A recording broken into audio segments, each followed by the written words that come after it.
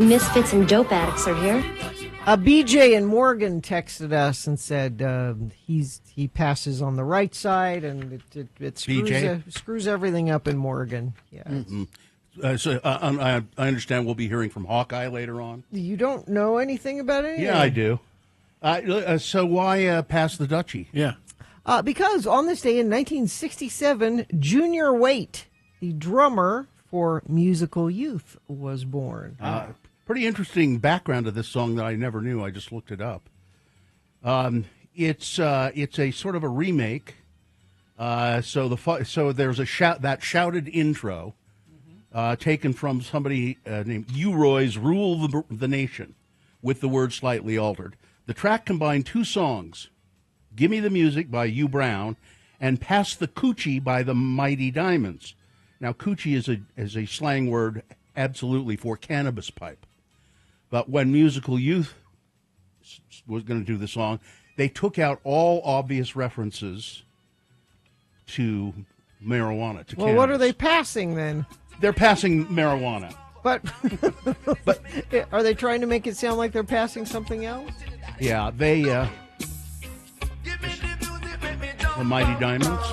This is Hugh Brown.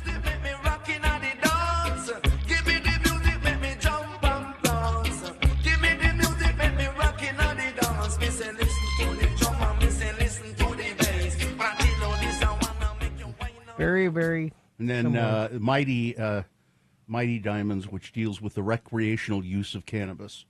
And so they took out they wanted to take all the obvious references out. Because they were kids. Despite the lyrics being changed to specifically remove drug references, the word duchy later became a slang term for cannabis. Yeah. It wasn't at the time. It wasn't original. You couldn't escape it. Yeah.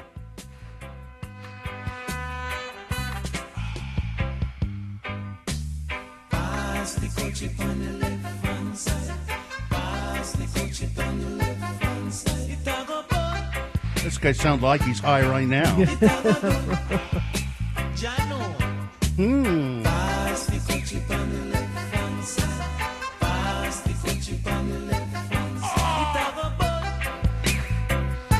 Oh, the music video for Pass the Duchy was directed by Don Letts. Big Audio Dynamite. Huh. Yeah. How do you feel when you got no herb? Is that what he says? Yeah. They changed it to food, right? Yep. It's kind of disquieting to have them sing so cheerfully. How do you feel when you got no food? Well, it's no good. You better be happy. Better be happy about something. Bad Brad Wheeler says, "They say if it's not Dutchy, it's not muchy." Jeez. Brad. Dad jokes from Brad? I'm telling you, he knows what he's talking about. Can't argue with that. There's one reason he gets up early and only one reason. To listen to this show. Yeah.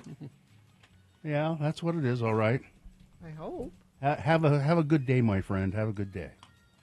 It's past the. I mean, it's certainly an earworm song, and did they ever do anything else? Let me see what.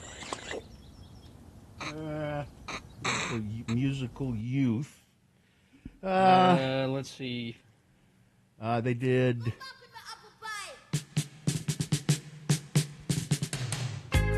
They did a collaboration with Donna Summer called Unconditional Love. Don't blame the youth. Don't take us for fools. You know nice. that it's true. So don't blame the youth. Yeah, so that's nice. That's past the. This is the sped up version. Oh, the Chipmunks version of.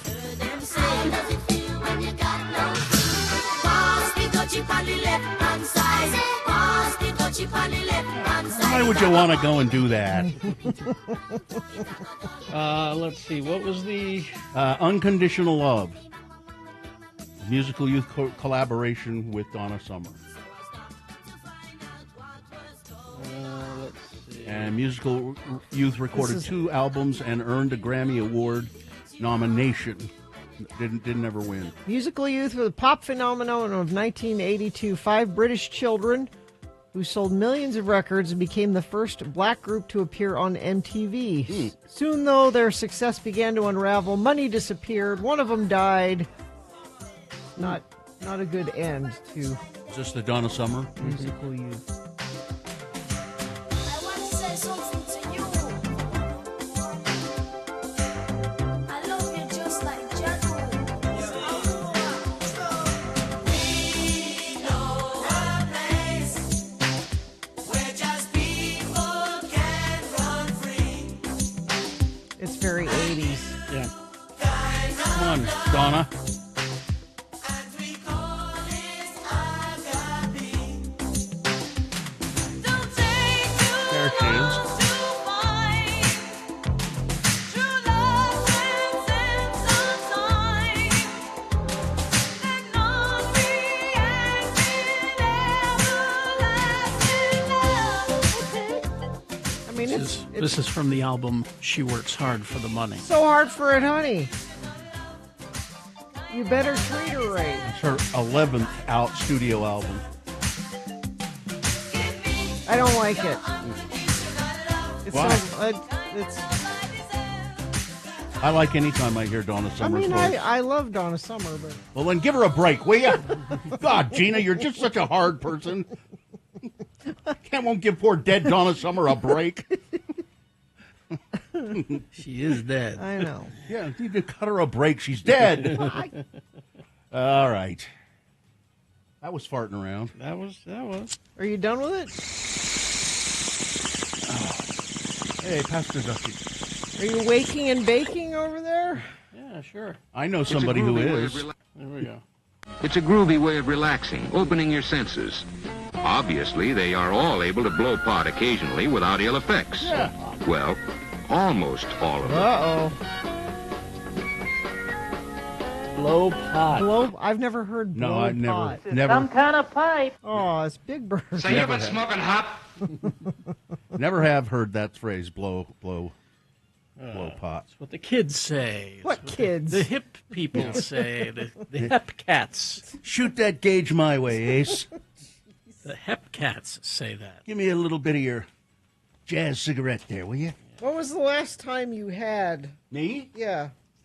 I don't mean a gummy. You don't mean- I don't No, mean okay. a. Yeah. like just sat and smoked. Yeah. A very long time. It's been within the last 10 years, probably. Probably. If I remember, I'll. It's kind of hard to remember those things, man. You Get know. back to you. Yeah, if I remember, I'll get back to you. This has been Farting Around with Carrie, Bill, and Gina on X96, Radio from Hell. I know when I was in Amsterdam with Dom Casual, I couldn't avoid it. I did it Well, then. you went to the coffee shop. You bet. All right, we'll take a break, and then we'll come back with your check-ins. We like to hear from you in the morning, so let us hear from you. 877-602-9696 is the number. I just got a text from Brad that says, "Tonight with Brad." 877-602-9696. That's the number to call. Check in with the Radio from Hell show. We'd like to hear from you in the morning. Or you can text us if you prefer, 33986. BigOTires.com. They are the team you trust. Big O Tires. Winding down here for their big sale. Their $120 off select sets of 4 tires. That ends May 26th. But Big O Tires, the sale is nice, but they have the lowest price on every tire every day. And they carry most of the brands that you would want, Michelin, Pirelli, Goodyear, all of those tires, plus the Big O house brand tire, which is what I put on my car. Every time I need new tires, I use the Big O brand. Lots of you might be going out of town for Memorial Day weekend.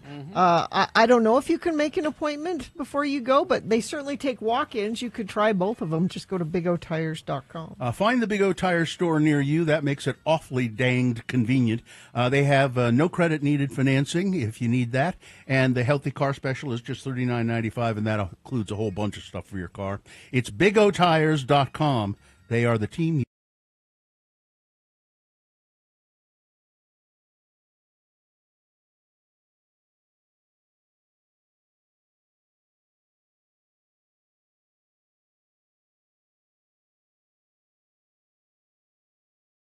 A quiz. Who said it?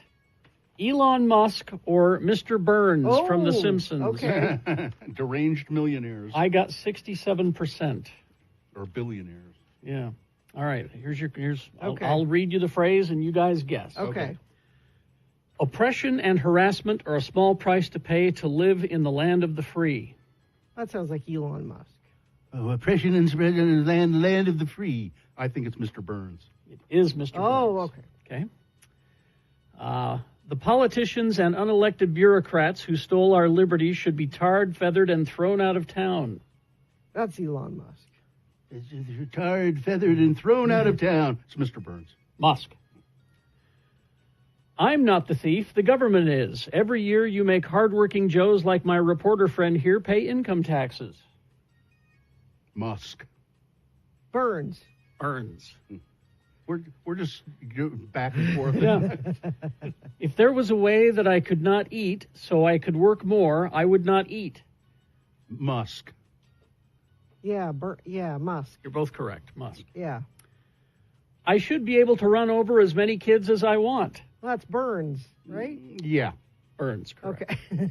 I should be able to run over as many children as I want. I said Musk because of his cars. But Smithers. there will be no Mars if we let them take our freedom away. Well, that's Musk. Musk. Yeah. Since the beginning of time, man has yearned to destroy the sun. That's Burns. Yes, Burns. Burns, correct. That's my lesson for taking a vacation. Vacations will kill you. Burns. Musk. Musk. Family, religion, friendship, these are the three demons you must slay if you wish to succeed in business. Burns. Musk. Burns. I would tell those people they will get to see their families a lot when we go bankrupt. Musk. Burns. Musk. If you can take advantage of a situation in some way, it's your duty as an American to do it. Burns. Burns. Burns, correct. Okay. And finally, morons, pathetic morons in my employ, stealing my precious money. Morons, pathetic morons in my employ, stealing my precious money, Smithers. Burns. Yeah. Burns, Yeah. correct. Frightening That It a is. couple That of it- them, it was difficult to. that it was hard to determine. Yep. Oh. Deranged billionaires. Twitter still seems to be running. Sort of. For now, there was some guy at Harvard or one of those big schools who said he predicts a week Yeah, and it'll just before die. it just I've heard that implodes. there are people who are saying it's not going to be around in a while. I'm trying to enjoy it while I can. I'm staying until it burns I to the am. ground. I am the bitter end. Yeah, he's all kinds of money lost, billions of dollars lost already. Advertisers staying away. It's hard to fathom, really, why he would do this. Well, Bill, he didn't want to. He was He forced to mouthed buy it. off and Yeah. said, "I'll buy it," and they held him to it because you Yeah. can't do that and not follow That's through. the part everybody keeps forgetting. well, he was forced to buy Yeah, it. he did not want to buy it. Again, he also knew that that if he made that kind of a move, that he could be forced to buy it. He knew that. Yeah. But he suffers from the delusion that a lot of millionaires and billionaires do. Because they have that money, they must be very, very smart and good at everything. And always make the right choice. Yeah, but they don't. Thank you.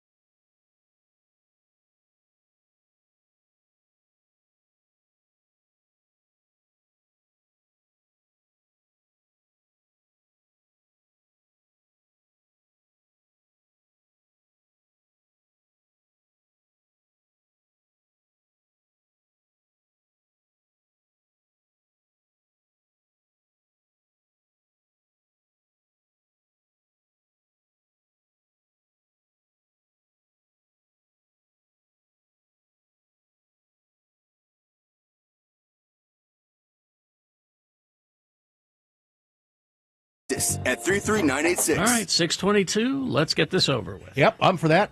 The check-in line, 877-602-9696. See, a couple of people are waiting on the phone. You can also text us at 33986. Have we a sponsor? Click it or ticket. Remember to buckle up your loved ones every trip, every seat, every age. A message by the Utah Department of Public Safety. Visit clickit.utah.gov. The moon is a waning crescent moon, 18.4% of full. The moon will set today at 4:56 p.m., today being Friday. It's the 23rd day of May in the year of our Lord, Jesus Christ, 2025. It's World Turtle Day and World Tortoise Day. You know the difference between a turtle and a tortoise? I don't. Turtles sometimes live in water. Tortoises live only on land. It's National Taffy Day. It's a day to indulge in the sweet pastime of unwrapping that twisty wax paper and popping a chewy bit of taffy into your mouth. Do you like taffy? It's like you get it in, your Halloween bag, and I won't seek out taffy, but Yeah. if taffy is I guess- offered, I will have If it's taffy. presented, Yeah, I guess so. If you got it in your Halloween bag, you'd go, I'll eat it. Okay, Yeah. yeah. It's Lucky Penny Day. See a penny, pick it up because, well, they just ordered the last pennies to be minted. Yep. Going to get rid of the penny. I think that's a mistake, personally. Don't you mean the It penny? is. It's the penny. The Yeah. peony. They're getting rid of the penny. If you're from Utah. See a penny, pick it up, and all the day you'll have good luck. And At the tint cell.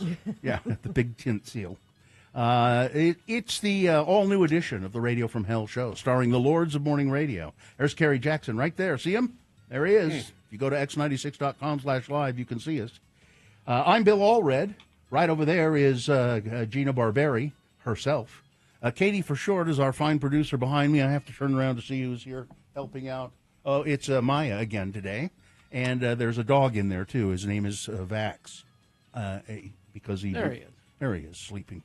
He's a very pretty, and he's a nice dog. He is. All right. Now, let's go to check-in, shall we? All right. Let's begin with Matt is here. Hi. Oh, it's Matt, the earthquake guy. Oh. Yeah, we call him that. Yes, it is. We call him that because it's hard to pronounce his last name. It's like Affelter. Is that right? Yeah, no, you got it. I You got did. it. Okay. And we also call him the earthquake guy because he has the ability to cause earthquakes. No. Okay. No one has that ability. Do you have earthquake news for us, Matt? There was a really cool video about earthquakes that was released. The first time ever they captured the actual rupture, the ground breaking on a closed circuit camera from the earthquake that happened in Myanmar back in March. Yeah. I really recommend looking up that video. It's just stunning. Okay. But that's the not main why you reason I called, called is that's not why I called. The main reason I called is school year's almost over, and I'm switching to a different schedule next year at my high school, and I'm going to be missing music school and check-ins. So this is one of my last opportunities to check in. Geez, I'm sorry. I'm still going to listen, and I'm going to, but this is the part that's not on the podcast. That's true. And If you want to hear, I'm just calling to say, I appreciate this stuff. It's the moon stuff, all the stuff I've learned about different songs. It's just been really great. Oh, good. I will miss it. I'm glad you've enjoyed it, Matt. yeah. And I mean, we have the podcast available, but we can't put everything we do on the live show on the podcast. So. yeah, That's what I mean. I'm going to miss the copyrighted stuff. You know what we should do some sort of a subscription, and package the farting around. You can't do that. And just send it to them. Just send it to I pay people for it. privately. Oh, privately. Yeah, Yeah, that's what we need is more things to do. but if they paid for it, it might be worth it. If they I paid would for do it, it. we have to pay the artists, and then that becomes a problem. So, Yeah. yeah. It's probably not doable. Not going to happen. No. Anyway, Matt, nice to hear from you. Keep us up to date if there are any big earthquakes we'd like to hear from you. All right. See you later. Of course, anytime. Thank you. Let's go to Nicole. Morning, Nicole. Hello. Good morning. Oh, it's a ray of sunshine. It's Nicole. Well, I didn't want to, scare everyone and shout good morning. That's a good Scary, call. Nicole. Yeah. It's nice. Good decision. You don't want to quite overdo it, do you? I'll just say good morning. Oh, good morning. I like regular happy Nicole. Well, Good morning. There she is. there she is. What have you for us, Nicole? Well, today is Sage's 22nd birthday. That would be your son. Yeah, you know Sage. I do. I haven't seen him since he was like 12 or something, but Yeah, so he, I would drive him to school, and he would request to listen to your radio show, and he's like, I like listening because it always has the warning, that this is a mature. So you feel You naughty have that listening warning. to it. he felt like he was doing something transgressive. Yeah, and his mom would turn on the radio, so I was being a poor mom. Yeah. We should have reported you. The following program is rated MAL. It contains strong language and is intended only for mature audiences. Yes. Yeah, that's how mature Sage was when he was like, 7, 5, something like that. Yep. Anyway, I just wanted to say happy birthday to my baby boy. I hope he's listening. Thank you, He is. Nicole. Oh, good. We'll see you later, Nicole. Happy Thank you, birthday, Nicole. Sage. Okay. Bye. Okay, bye. Bye-bye. What's the matter? Here we go. Happy birthday, dumbass. There you go. That's for you, Sage. There you go, Sage. Dumbass. Let's go to Ranger Kate. Ranger Kate, good morning. Kate? So I had to call in and give a little taffy love. Taffy love. Okay. Oh, okay. So up in Jackson, because I go up to the Tetons a lot, and up in Jackson, there's not only like an old-fashioned toy store, but there's an old-fashioned candy store right around the corner from it. And every time we go to Jackson, we go to the candy store, and I let, myself or my kids get some of the taffy because they have like 40 flavors of taffy. And it's like everything from root beer float to salted caramel to lemon meringue pie. Now that sounds really good. That sounds good, yeah. Fun flavors that I love of taffy. So go to the Jackson, go to the Teton Candy Company. It's awesome. All right. Thank you. Thank you, Ranger Kate. That's all the time we have for check-ins right now. Sorry about that. Traffic. Sorry, Kara. Yeah. All the people who texted in, sorry. We see you.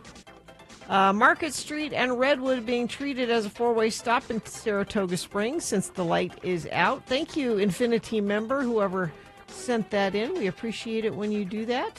Via text at 33986. Jerry Signer Cadillac celebrating their new location with an incredible buying experience for your dream car. Come in today and experience the Signer difference. Nicole just texted me and said her son Sage is an astrophysicist. He is not a dumbass. Oh, okay. That was just the one that I had handy. Sorry about that. Let's see. We're going to take a break, play a song. After the song, it's Big Boy News, and Frank Christ presents our Dead Celebrity Game. Stockton 12 Honda. The Stockton 12 Honda is your neighborhood Honda dealer. You want to buy a car, I can tell you there is no finer place to go. I've purchased several cars from Stockton 12 Honda. I will continue to do that in the future. Stockton 12 Honda right now is offering top dollar for your trade-in.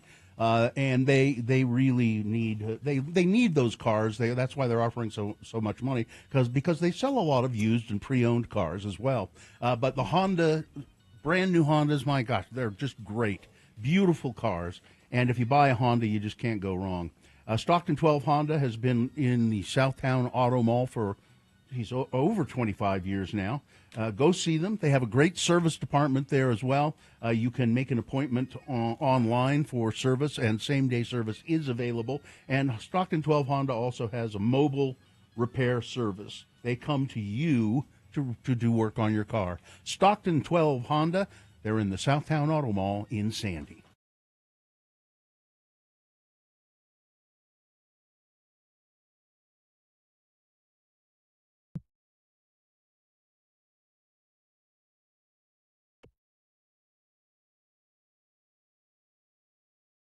I have a question about Memorial Day barbecue. I decided that I would like to, because I haven't barbecued in a long time, ribs, barbecued ribs. I have not done ribs on the grill in a long time. So long, in fact, I don't know what kind to do. So should it be beef ribs or pork Well, ribs? it's a preference. You can't. Could it be both? Why not? It's America. I mean, I don't know. beef ribs or pork ribs? Do you have a preference? And you don't have a Traeger, do you? Or like? No, I don't have a Traeger. No, I'm saying. I'm sorry that I can't live up to that standard. The nice thing about the Traeger. I have two of them. I know you do. The nice thing about the Traeger is they figure it all out for you. Yeah. You barely have to. You don't think about it. You barely have to put the meat on it. You follow it on your app, and you can keep an eye on it. And mine does. Have you done a lot of that, Gina? Have you barbecued a lot of ribs on there? Joe, Have you? I don't. I eat them later, but. Well, listen. Just send a text to 33986. What should I do? But beef or pork? Should I do them in the oven and finish them on the grill? A lot of people do that. Seems to me I've done that before a long time ago. Put them in the oven for a long time and then. I would say if you want a nice char to finish them on the grill. Yeah. That's if that's what you're looking for. Yeah. Otherwise, I would. What kind of grill you had? It's just a Weber gas grill. Yeah. It's, I've had it for a long time, and it works fine. Beef or pork, grill it wrapped in tin foil to steam it. Then it's almost fall apart. Love it. Can't wait to be brought to you by Memorial Day Ribs coming on Tuesday. So there's a tip. I think I've heard of doing that before. Mm-hmm. But is it too much to do both beef and pork? Well, maybe they're different time. Yeah, that's what I'm. How many? I think if you haven't done ribs for a while, you shouldn't dive in with two kinds. You need to pick one and go. Pick a lane. Yeah. All right, I'll pick a lane. I would say pork then. Pork. That's me. I like pork a lot. There's more fat on them. So. Yeah. Here's someone says pork ribs, boil them first and then grill. I did that a long time ago. Actually, my mother used to do that. I wouldn't boil. I would sous vide. She boiled them in a big pot of water and then put them on the grill and slathered them with barbecue sauce. Oh, here's Chef Roy. Oh, okay. Here we go. Here we go. Beef ribs would be a little more meatier, but pork ribs are fattier and more flavorful and more tender. In my opinion, go with the pork. All right. Oh, a dry rub? Now see? Well, we're still weighing in on pork or beef. Yeah, I'm starting to lean toward pork. Price of pork just dropped. Baby back ribs are the way to go. And baby back ribs, it seems to me, they're little, they're too small for the effort, you know? Pork, slow cook in oven, last 15 or 20 minutes on the grill. Finish it on the grill. Finish it on the grill. Yeah. All right. Now I'm getting somewhere. What sides you gonna have? Oh no! What? What is he going to do? You know what I really like is corn on the grill, corn on the cob on the grill. But it's really not corn season yet. No, you gotta wait till later in the year. You have to get California corn or something, which I'd rather have just good old Utah corn. Let's see. Pork baby backs. Use Tony Roma's Caroline honey sauce. Tony Roma, whatever happened? I used to love going to the Tony Roma. It was a trolley, right? Mm-hmm. Yeah. Get the St. Louis ribs. More meat on the bone. Is that beef or pork? Oh. Pork. Sous vide first for an hour to reach the correct internal temperature with barbecue sauce in the air-sealed bag, then air fry 400 for 5 minutes. Air fry? There's no grill involved at all? No. I don't want to grill. And I don't sous vide. I don't trust that. Pork in crock pot with barbecue sauce and beer. That way it doesn't matter. Oh, there you go. All right. Well, I guess I could start them in the crock pot and again still finish them on the grill, just to give them a crust. All I know is low and slow. Low and slow. And slow. Beef ribs falling off the bone. You can convert your gas grill to a smoker? What? Yeah, you can. I don't care to do it, but St. Louis or pork? Okay. Back ribs are better, plenty of meat. Pork, marinate, slow cook in oven, finish with a rub on the grill. Okay. All right. Maybe I'll just do hot dogs. I'm just going to do hot dogs. It'll be, I was feeling really ambitious and going for And then maybe not. hot dogs. Order in. Yeah. Make some weenies and open up a can of beans and call it a holiday. Are you going to smoke or anything this weekend, Carrie?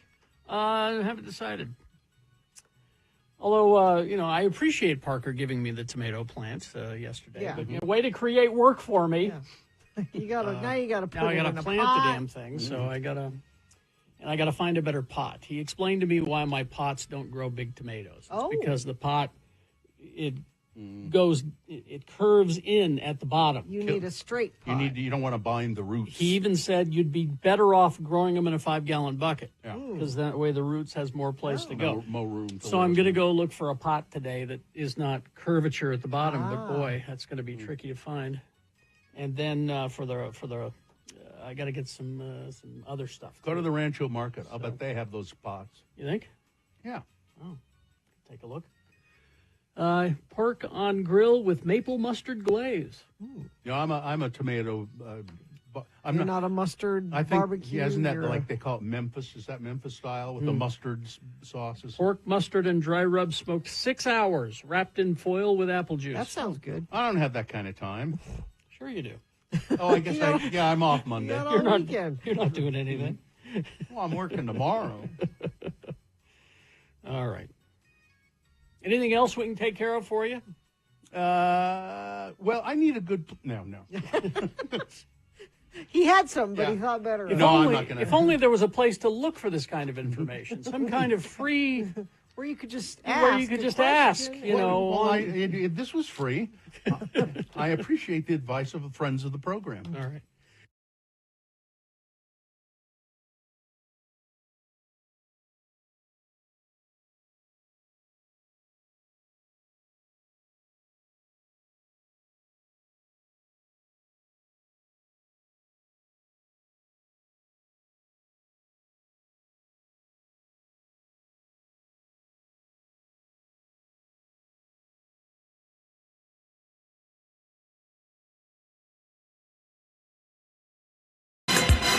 Paul Hardcastle, 19, because... Memorial Day. Sure. Kind of, sort of. It's really a powerful piece of music, I think. Yeah. Yep. All right, time for some big boy news and opinnuendo. Right after that, it's Frank Christ Presents They're Fine, They're Just Fine, the Dead Celebrity Game. I'm going to give you a list of 4 celebrity names. 3 of those celebrities are just fine. One of them, dead. Pick the dead one correctly. You're going to win what? Tickets to see Sleep Theory with special guests Nevertell, Oxymorons, and Strayview Friday, June 6th at the Complex. There you go. You're going to win those tickets when you play Frank Christ Presents. Line up when you can. The sooner the better. 877-602-9696 is the number. We'll get to it right after this. Big Boy News and Opinnuendo brought to you by Tracy Aviary. From bird shows and roaming encounters to nature play and keeper talks, there's always more to see with a visit at Tracy Aviary. Learn more at tracyaviary.org. What are you going to do? What are you going to do when you go to the grocery store and you say, I want to make some guacamole? Mm-hmm. Where are the avocados? Wait, excuse me, produce? Where are the avocados? Avocados could vanish from grocery store shelves across the country, officials warn, and the damage may already be done. Industry leaders say a 2024 federal decision triggered the crisis as it removed U.S. oversight of foreign farms without any public announcement.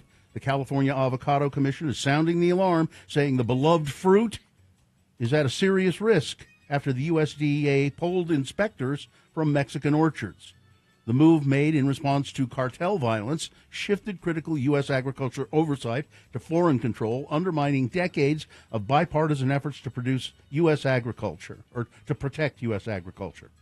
The system had protected U.S. crops from invasive pests for nearly 30 years until it was dismantled. Removing the oversight increases the risk of avocados carrying dangerous insects into the United States as they're shipped in from Mexico to be sold. And the fear is that pests from Mexico will invade 3,000 family-owned farms in California, ruining U.S. supplies of avocados and leading to empty store shelves.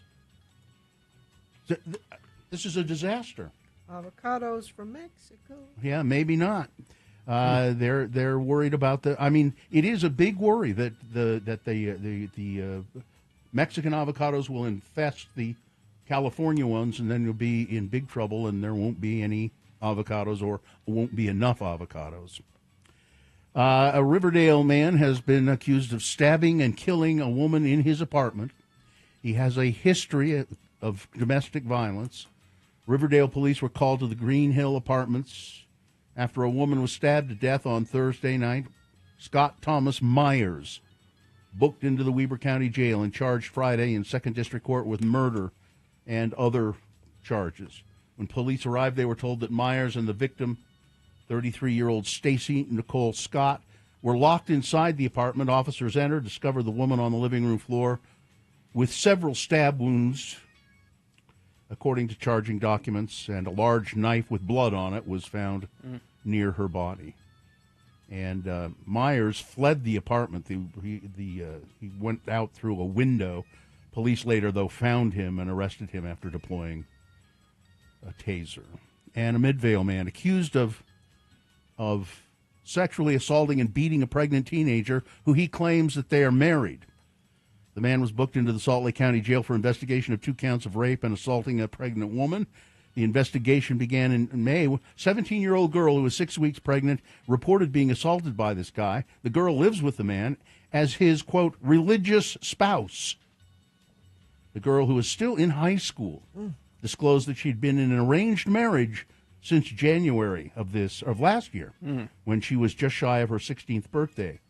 The Unified Police stated that in the arrest report that the marriage was completed through the Muslim religion, but it is not a legally recognized marriage.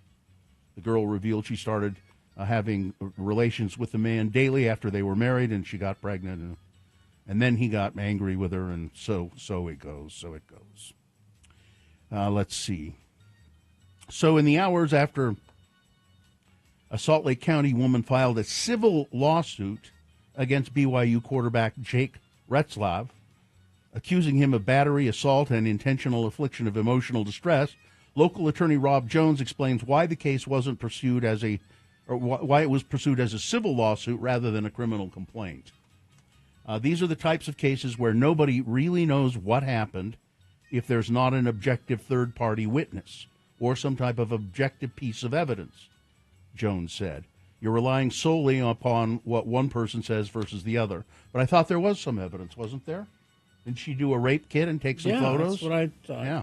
She did, but she didn't say she wouldn't name him at the time. I don't know if that has something to do with it. The BYU star quarterback Jake Retzlaff is the subject of the lawsuit. There may be a chance that because the evidence, although not overwhelming, at least indicates to a civil jury or a judge that it may have been more likely that this happened than not, Jones said, and she may be able to succeed, and then at least could be awarded damages. So there is. So he does say, says there is apparently some evidence, and maybe it's enough that she could win her lawsuit. Let's see. The Utah Pickle Company building, a cherished landmark in Salt Lake City's Granary District, was unexpectedly demolished this week, leaving residents stunned and raising questions about a developer's commitment to preserving its historical architecture. I ran over there and interrupted the demolition, to which point they showed me their demolition permits that are okayed by the city, said Garth Franklin, a small business owner in the Granary District. So I apologized and got out of their way, but it was all pretty shocking because public outcry and public voice is critical in these matters. It really was a cool old building. Yeah. And something could have been done with it. Certainly. To make it, but they tore it down, and they're going to. Who owns it? Let's see. It's being developed by BCG Holdings, whatever that is. The development will feature 140 housing units, space for retail and commercial use, pedestrian pathways, and a publicly accessible third-acre plaza. BCG has developed over 60 properties in the Granary District. The construction is happening on the site of the historic Pickle Building and Hyde's Building, the former home of Bissinger and Company. They special that place, Bissinger Company. They specialized in furs and hides, and that's area that's already gone and being developed. Well, Donald Trump's order to dismantle the Department of Education. Hold on there, says a federal judge. Well, yeah. Hold on there. Issuing a preliminary injunction preventing the Trump administration from carrying out mass layoffs within the Department of Education. I believe the injunction said, you tell all those people to come back to work. And wasn't it like 6,000 people? Yeah. Tell them to come back to work. Take all the necessary steps to facilitate. Well, Linda McMahon has been told to take all the necessary steps. She's the education secretary. To take all necessary steps to facilitate the closure of the Department of Education and return education authority to the states, while continuing to ensure the effective and uninterrupted delivery of services, programs, and benefits.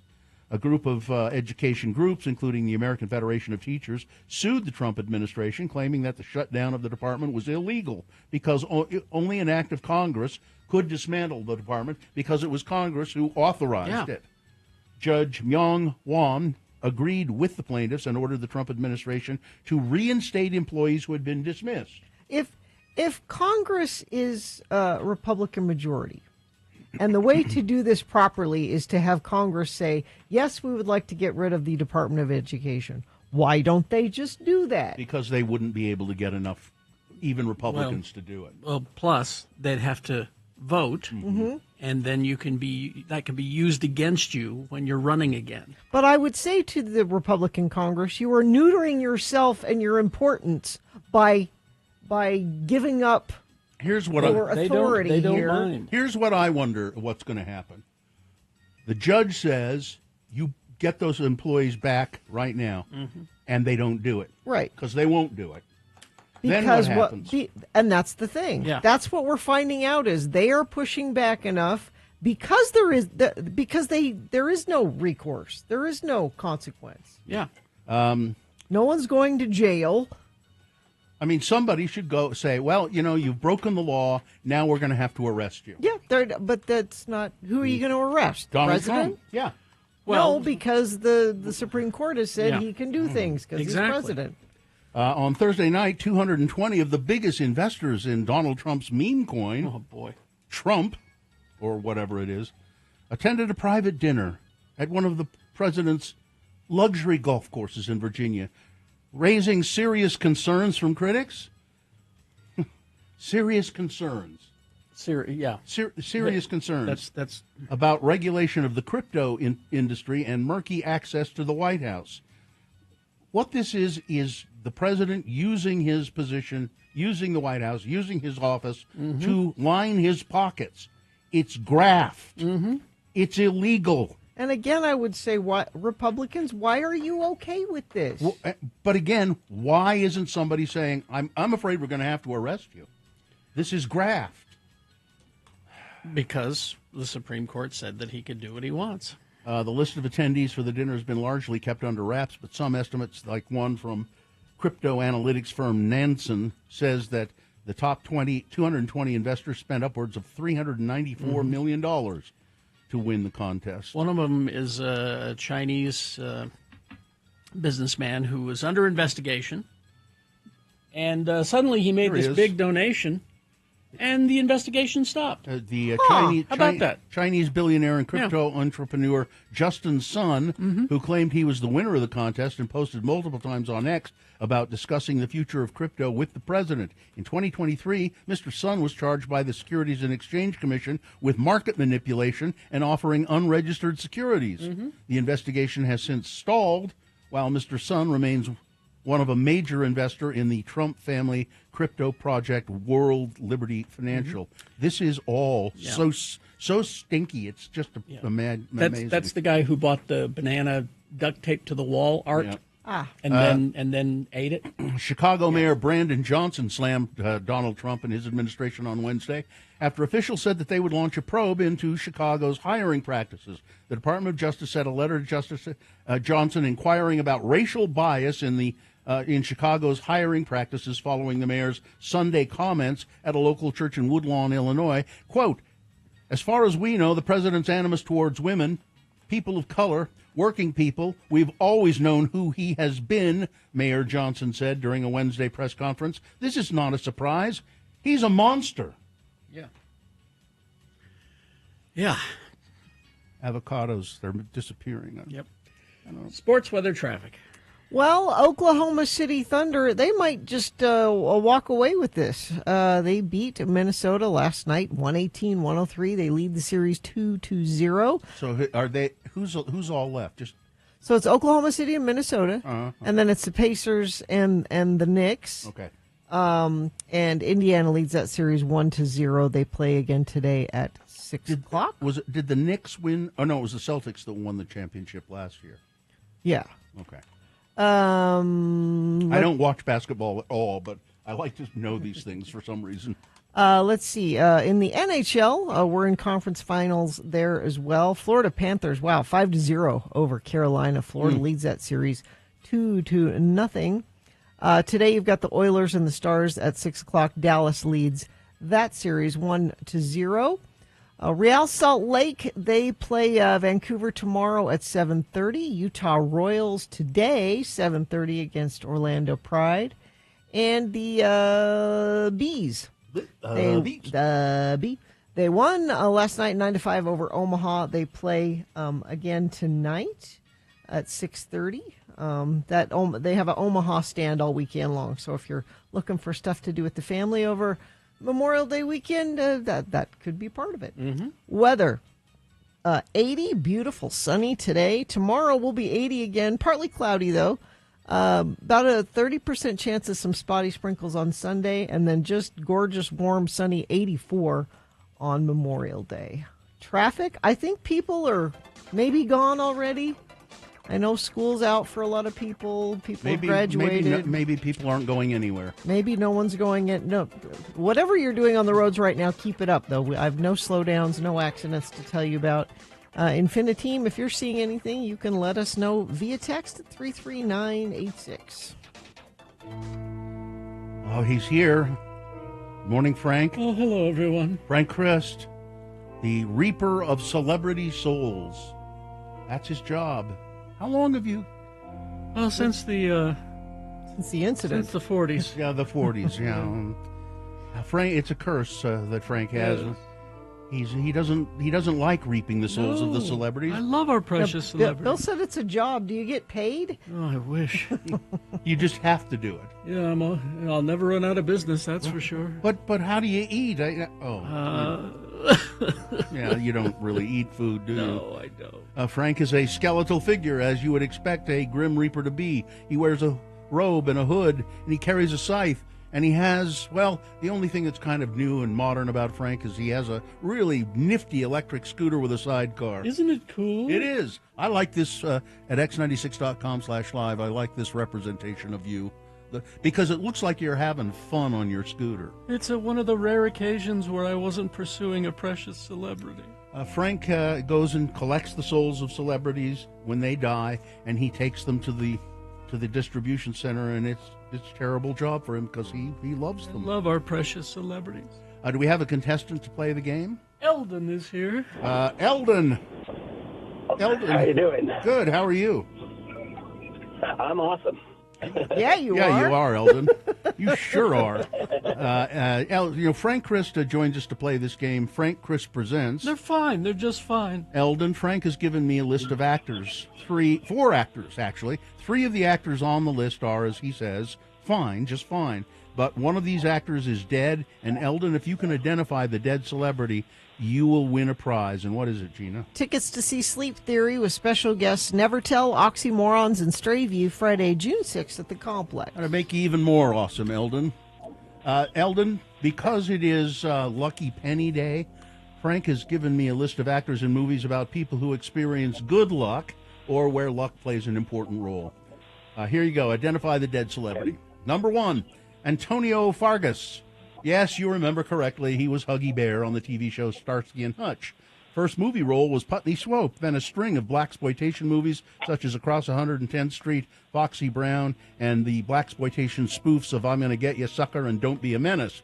He guest starred in the sitcoms Living Single, Martin, The Fresh Prince of Bel-Air, and The Steve Harvey Show.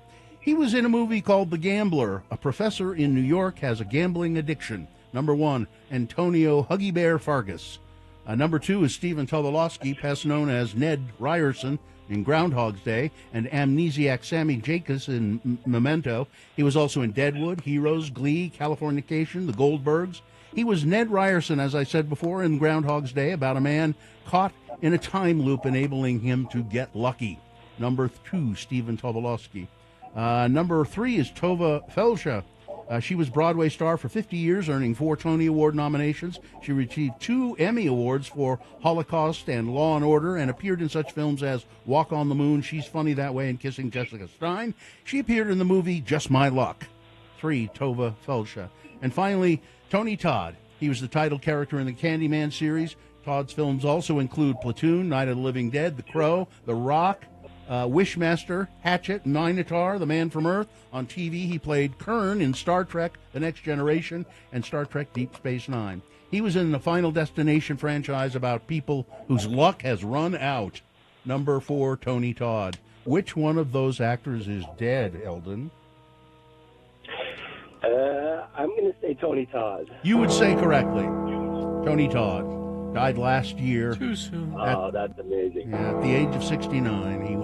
He was beloved. People really liked Tony Todd, the people who worked with him. All right, Eldon, congratulations. You're a big winner. Say thank you, and we'll put you on hold. Thank you so much. You're welcome. Hang on. Well, I have to go check on Joan Collins. Oh, yeah. She's got to be 90-something, right? Haven't seen her around for 92. a while. 92. Oh, Joan. Isn't she in a new? She's in a new movie or something. Is she now? Yeah. Oh, look that up, would Yeah. you? Well, maybe you better not collect. She's got to get a paycheck. She's one of the more precious of our celebrities. Drew Carey is 67. I can't wait for that one. I have this sound effect already. Oh, I'm going to get it. Bye, everybody. Goodbye. Goodbye, Frank. Bye, Frank. Oh, let's see. He has to bring a little levity to the job.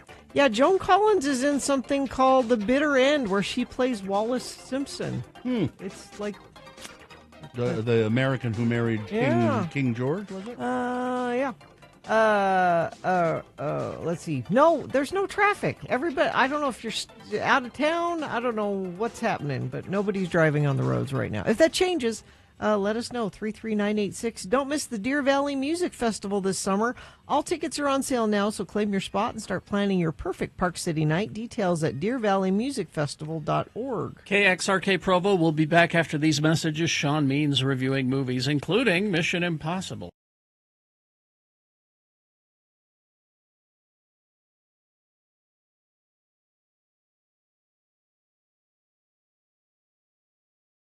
Do you want to, one of those? Do you have a? I do. I have a. One of these? Okay. It's Radio from Hell with another list, because people love a good list. X96. Now, this might be an exclusionary list. Okay. What do you mean? Well, it's sentences that only those who lived through the 80s will understand. Okay. Okay. Number 1, don't forget to rewind that tape before you take it back to the video store. Please be kind. Be kind, rewind. And rewind. Yes. Mom, can I go to the arcade to play Space Invaders? No. Here, I made you a mixtape and I hand wrote all the track listing on it. Well, yeah. I got the phone. You can hang up. Oh, yeah, extensions. That never happens. Extension lines. Yeah, that's true. Mom, I got it. You can hang up. You know, go back even further. When I was growing up, we had we shared a line with other households and other homes. Party line. Party line. Thank you. I Oh. couldn't remember the term. We had a party line, and so There was one phone line that was shared between like 4 houses. Mm-hmm. And so you'd pick it up and you'd listen. Oh, well, Marge, when you're done, I need you to... weren't supposed to eavesdrop on other people, and But they you could tell. could, probably. Well, no, they could tell you were Oh. there. They could tell you were there. So, anyway, go ahead. Oh, I hope my Walkman batteries last through this whole trip. Yeah. Walkman. Don't forget to set the VCR to record your show. Mm-hmm. Saturday morning, I spent all my time watching He-Man and Thundercats. Well, that's not inaccurate because they weren't on Saturday morning. They were on in the afternoons, Monday through Friday. They were never a Saturday morning staple. They were not network. They were syndicated. Thank you. Well, I could have been on in the morning somewhere, I guess. I have to blow on my Nintendo cartridge to make it work. Katie's saying yes. Was it to got that. dust in it or something? Yeah. Is that what? If you don't blow them off, the connections aren't clean. My fashion statement includes leg warmers and shoulder pads. Yes. Yep. Waiting for MTV to premiere my favorite music video is a big deal. Mm-hmm. I remember when Michael Jackson's Thriller came out. Like, it was a week-long build-up. It was all anybody could talk Yeah. about, and you had to rush home. Now, don't we feel foolish now? I can't decide which movie to rent at the video store, Breakfast Club, or Ferris Bueller's Day Off. Or just going to the video store with no clear idea in mind what you wanted, and then just kind of trying to browse through things. I didn't care for doing that at all. My first computer game was played on a floppy disk and had pixelated graphics. Recording songs off the radio. You wanted your favorite song, and you record it off the radio. People used to record our station all the time, KJQ, and then X96 to a certain extent, and send the tapes to missionaries in the field. Yes. And finally, the sound of dial-up internet. Or not being able to use your phone because you were using your phone line. You probably have that sound effect somewhere handy, don't you, give me a Gary? sec here, I got it. I kind of always liked that sound. I still enjoy that. Maybe we should use it for something. Yep. Mm-hmm. Hey, look, my AOL disc just came in the mail. Again. And kids, you couldn't use the phone and the computer at the same time. Nope. Because that's the line you were using. All right. There you go. That's just a Well, little. thank you. That's just a little. All right. A little something.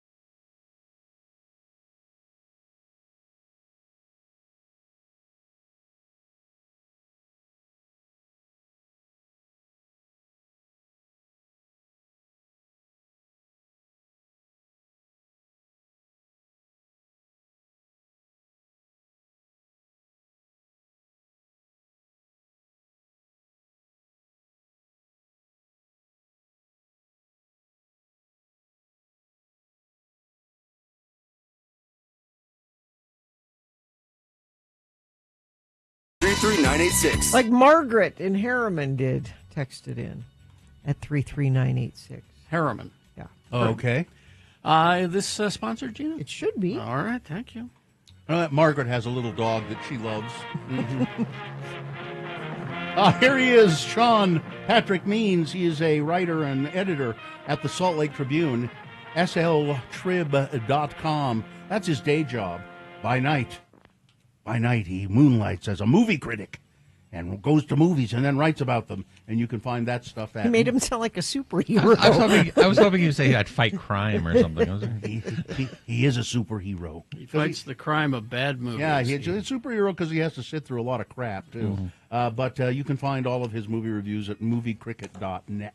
So for Daddy Gary's birthday, I said, when Mission Impossible comes out, your birthday present is I'm going to take you to Mission Impossible. And we went last night because it opened early. Well, then when we review that one, you can weigh in. Okay. I think we're starting with Friendship, right? Or No, we will start with Lilo and Stitch? Lilo and Stitch. Okay. This is the live-action remake, yet another Disney live-action remake of one of their animated films. Of course, that was the 2002 animated science fiction movie about a small destructive alien creature who lands on the island of Kauai in Hawaii and is befriended by a little girl. Wasn't a horrible movie. It was, my kids really liked it. I will fondly remember the first time I watched the animated Lilo and Stitch because it was last Sunday. You had never seen it. I had never before. seen it, which is weird because my kids were of that age, but they were more Monsters Inc. And kids. it wasn't terrible. I mean, It was just there. It was just meh, I thought. But some people love it. It is beloved in some quarters.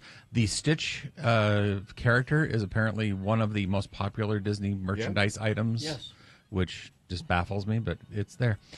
So the setup here is the same. The Galactic Federation is going to destroy this little monster, but he escapes and lands on Earth.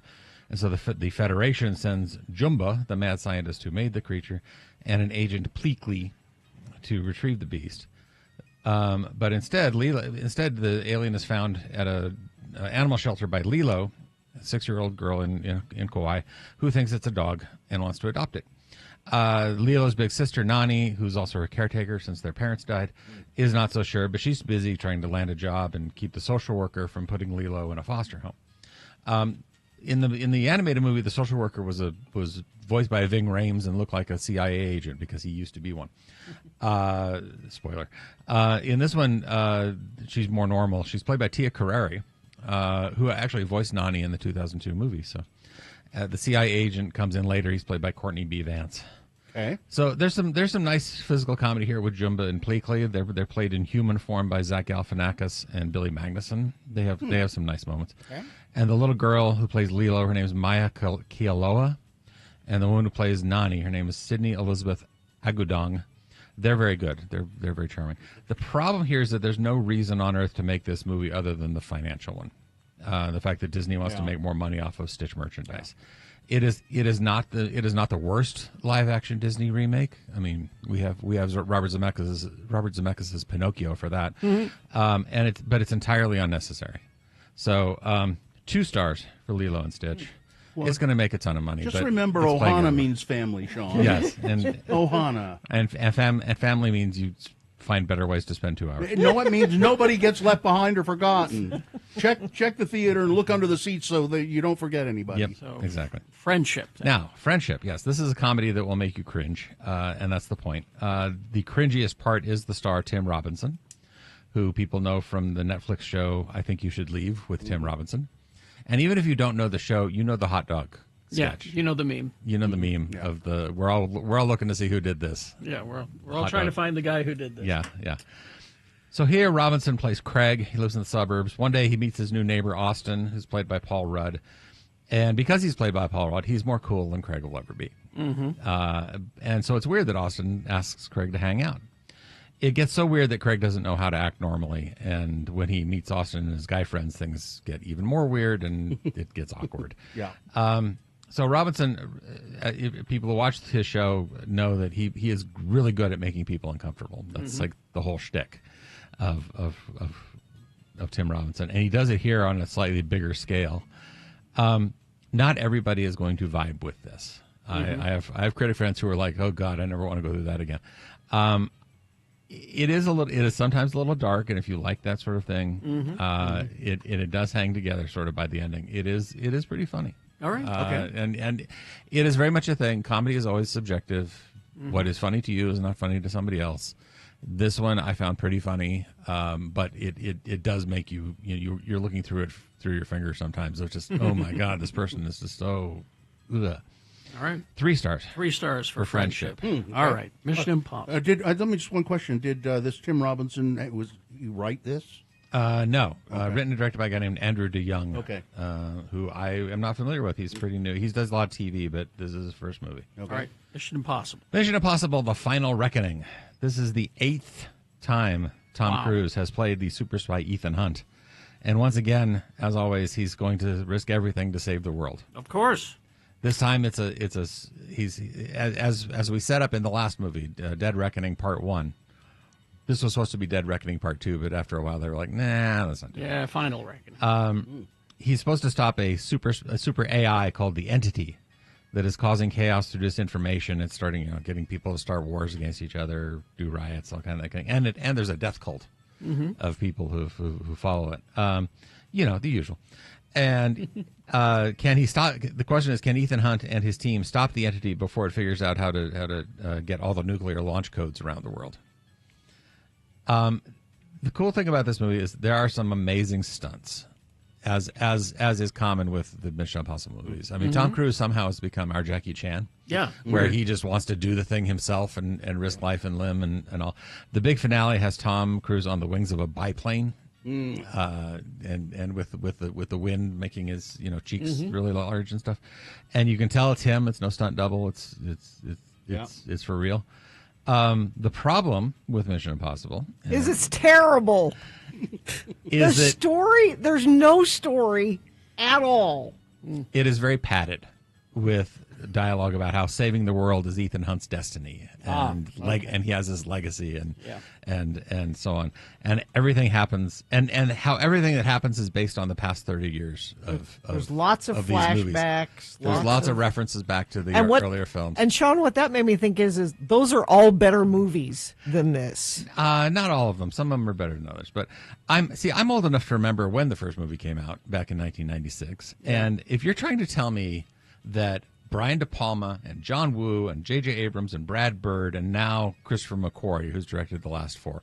If you're trying to tell me all those 4 directors had some grand master scheme to tell this linear tie it all together, coherent story, super story across 8 movies, bull, nonsense, piffle. It is. Yeah, you're trying to gaslight me here. I mean, the idea that everything goes back to the first movie or goes back to this movie or whatever. It's like, no. The only thing worse than the lack of story and dialogue in this movie was Tom Cruise's weird hair. It's long and dyed dark. It looks weird. I hated this movie. He's Tom Cruise. He's supposed to do that. He's supposed to look cool. He doesn't look cool. Yeah. Well, I thought he looked cool in the trailer. Anyway, I thought it's got a lot of good stuff. It's got the stuff you go to movies to see. There was good action. There was good action. But you do have to sit through a lot of talking about it. It's almost 3 hours. Can we just get a reel of just the stunts? I wish. Eventually you will. Okay. So 3 stars. 3 stars. In my mind, less for Gina. You're wrong. You're so wrong. So next week, what do we have? We have Karate Kid Legends.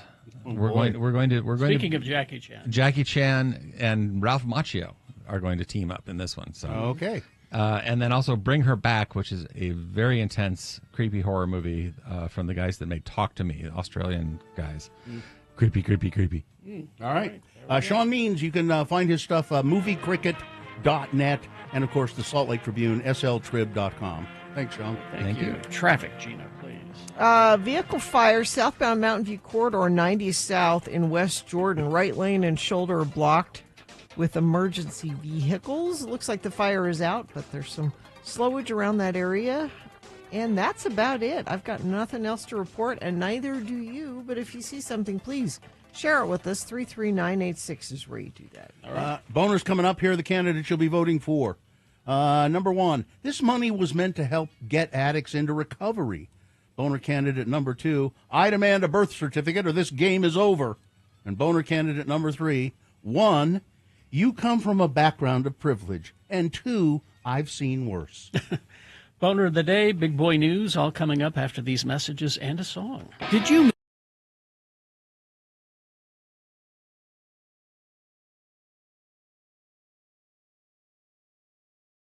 So I didn't see all of them, but I stayed up for most of it. I watched all of it. I missed part of the beginning, I guess. And somehow I missed the John Cena thing. The streaking part? Yeah, which was... Let me find that. Which was very funny. You want to hear that? Yeah. Yeah. All right. Tonight is the 50th anniversary of what used to be the craziest moment in Oscar history. At the 46th Academy Awards in 1974, David Niven was in the middle of introducing Elizabeth Taylor when a nude man, a streaker, ran across the stage. Which, can you imagine if a nude man ran across the stage today? So he's setting this up. I said, can you imagine if a nude man ran across the stage today? Hey, nude man. Wouldn't that be crazy? Jimmy. What?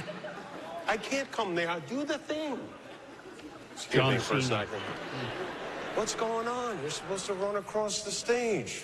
I changed my mind. I don't want to do the streaker bit anymore. What do you mean you don't want to do the streaker bit anymore? We're doing it. I just don't feel right about it, man. It's an elegant event.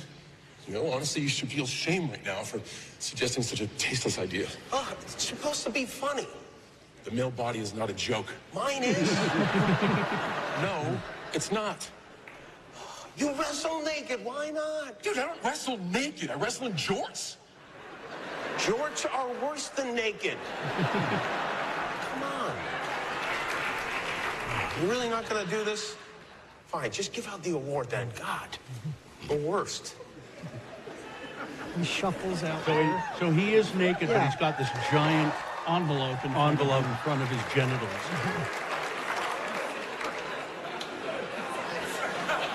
Costumes. They are so important. Maybe the most important thing there is. I can't open the envelope. Oh, my God. Oh, my God. John Cena's very good at comedy. Of course, Oppenheimer won the Best Picture. It won everything. Took 7 awards. Christopher Nolan won Best Director. Cillian Murphy won Best Actor. Robert Downey Jr. Best Supporting Actor. And they won Cinematography, Best Original Score, and Best Film Editing.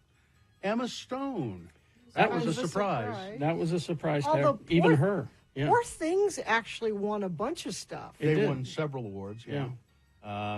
But she won for Best Actor. Poor Things got Best Costume, Production Design, and Makeup and Hairstyling. I feel like Poor Things took away a lot of stuff that Barbie maybe should have. Barbie didn't get anything. Barbie should have gotten except, something. The Billie Eilish Except for song, Billie yeah. Eilish, which Billie and Phineas did a wonderful job performing that live. She sounded so good. Emma Stone beat the front. Everybody thought Lily Gladstone would probably win for Killers of the Flower Moon because she's won every other award. All the other awards. Every except other for one. this Yeah. I was right. Didn't see this. Miyazaki won the for The he Boy did. and the Heron, Best Animated Feature.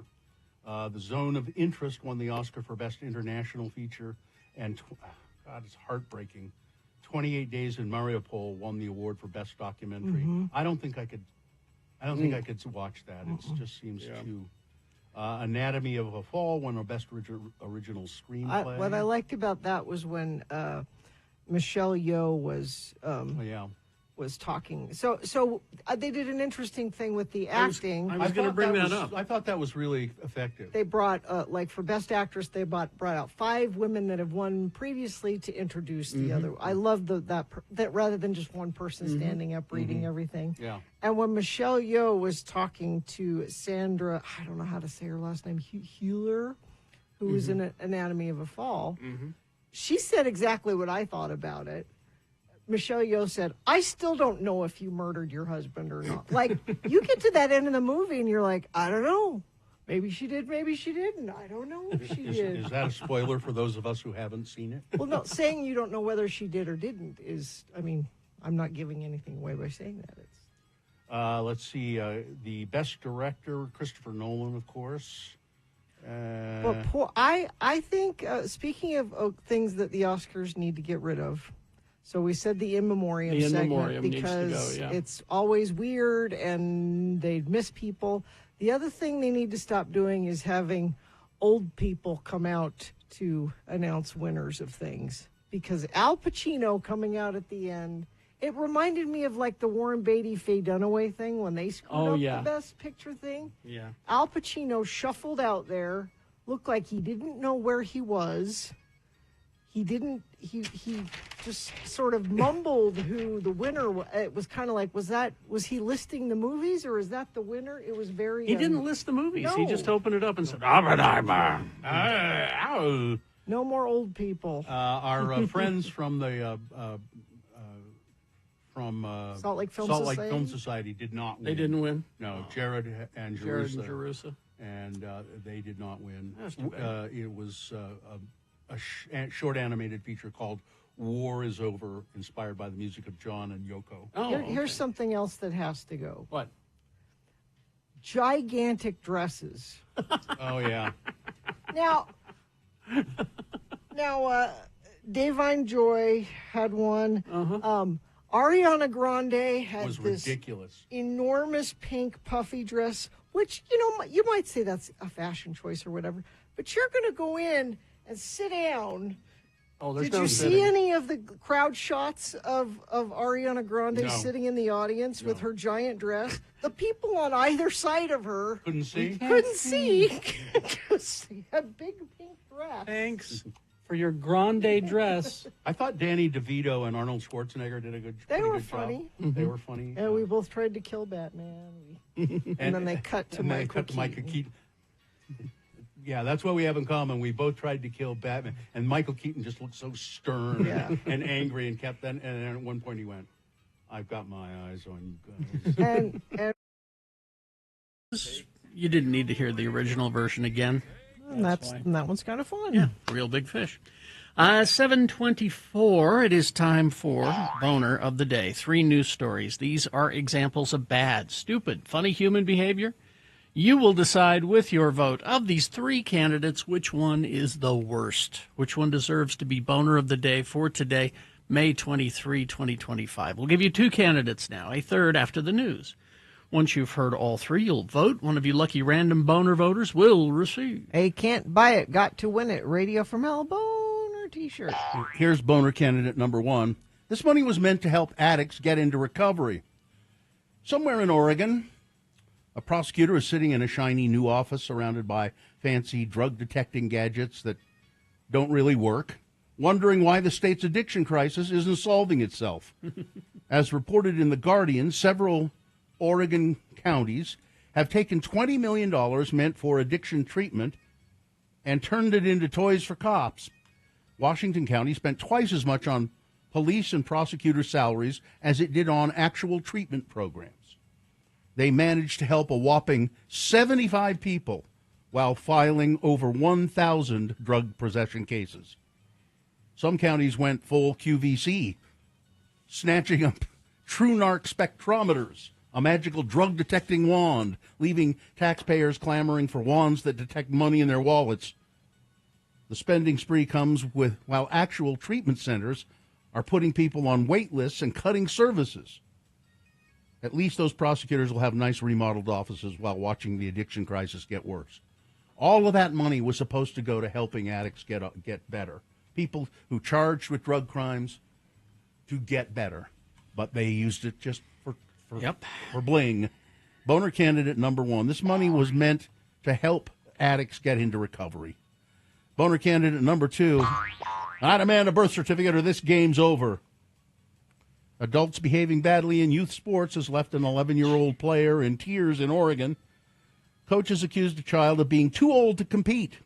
The shocking moment was caught on video. Brinley Stevens is an 11-year-old softball player from Astoria, Oregon. She had just hit a line drive when coaches from the opposing team stormed onto the field and began questioning her age in front of everyone in the stands. Wow. I want to see birth certificates or this game is done, someone is heard yelling. Kids. I was holding back my tears because I was like, oh, my gosh, she's out there by herself. There's these 2 adults confronting her. Thank God our coach was there to step in between them, her mother, Tracy Stevens, said. Stevens is a 5th grader.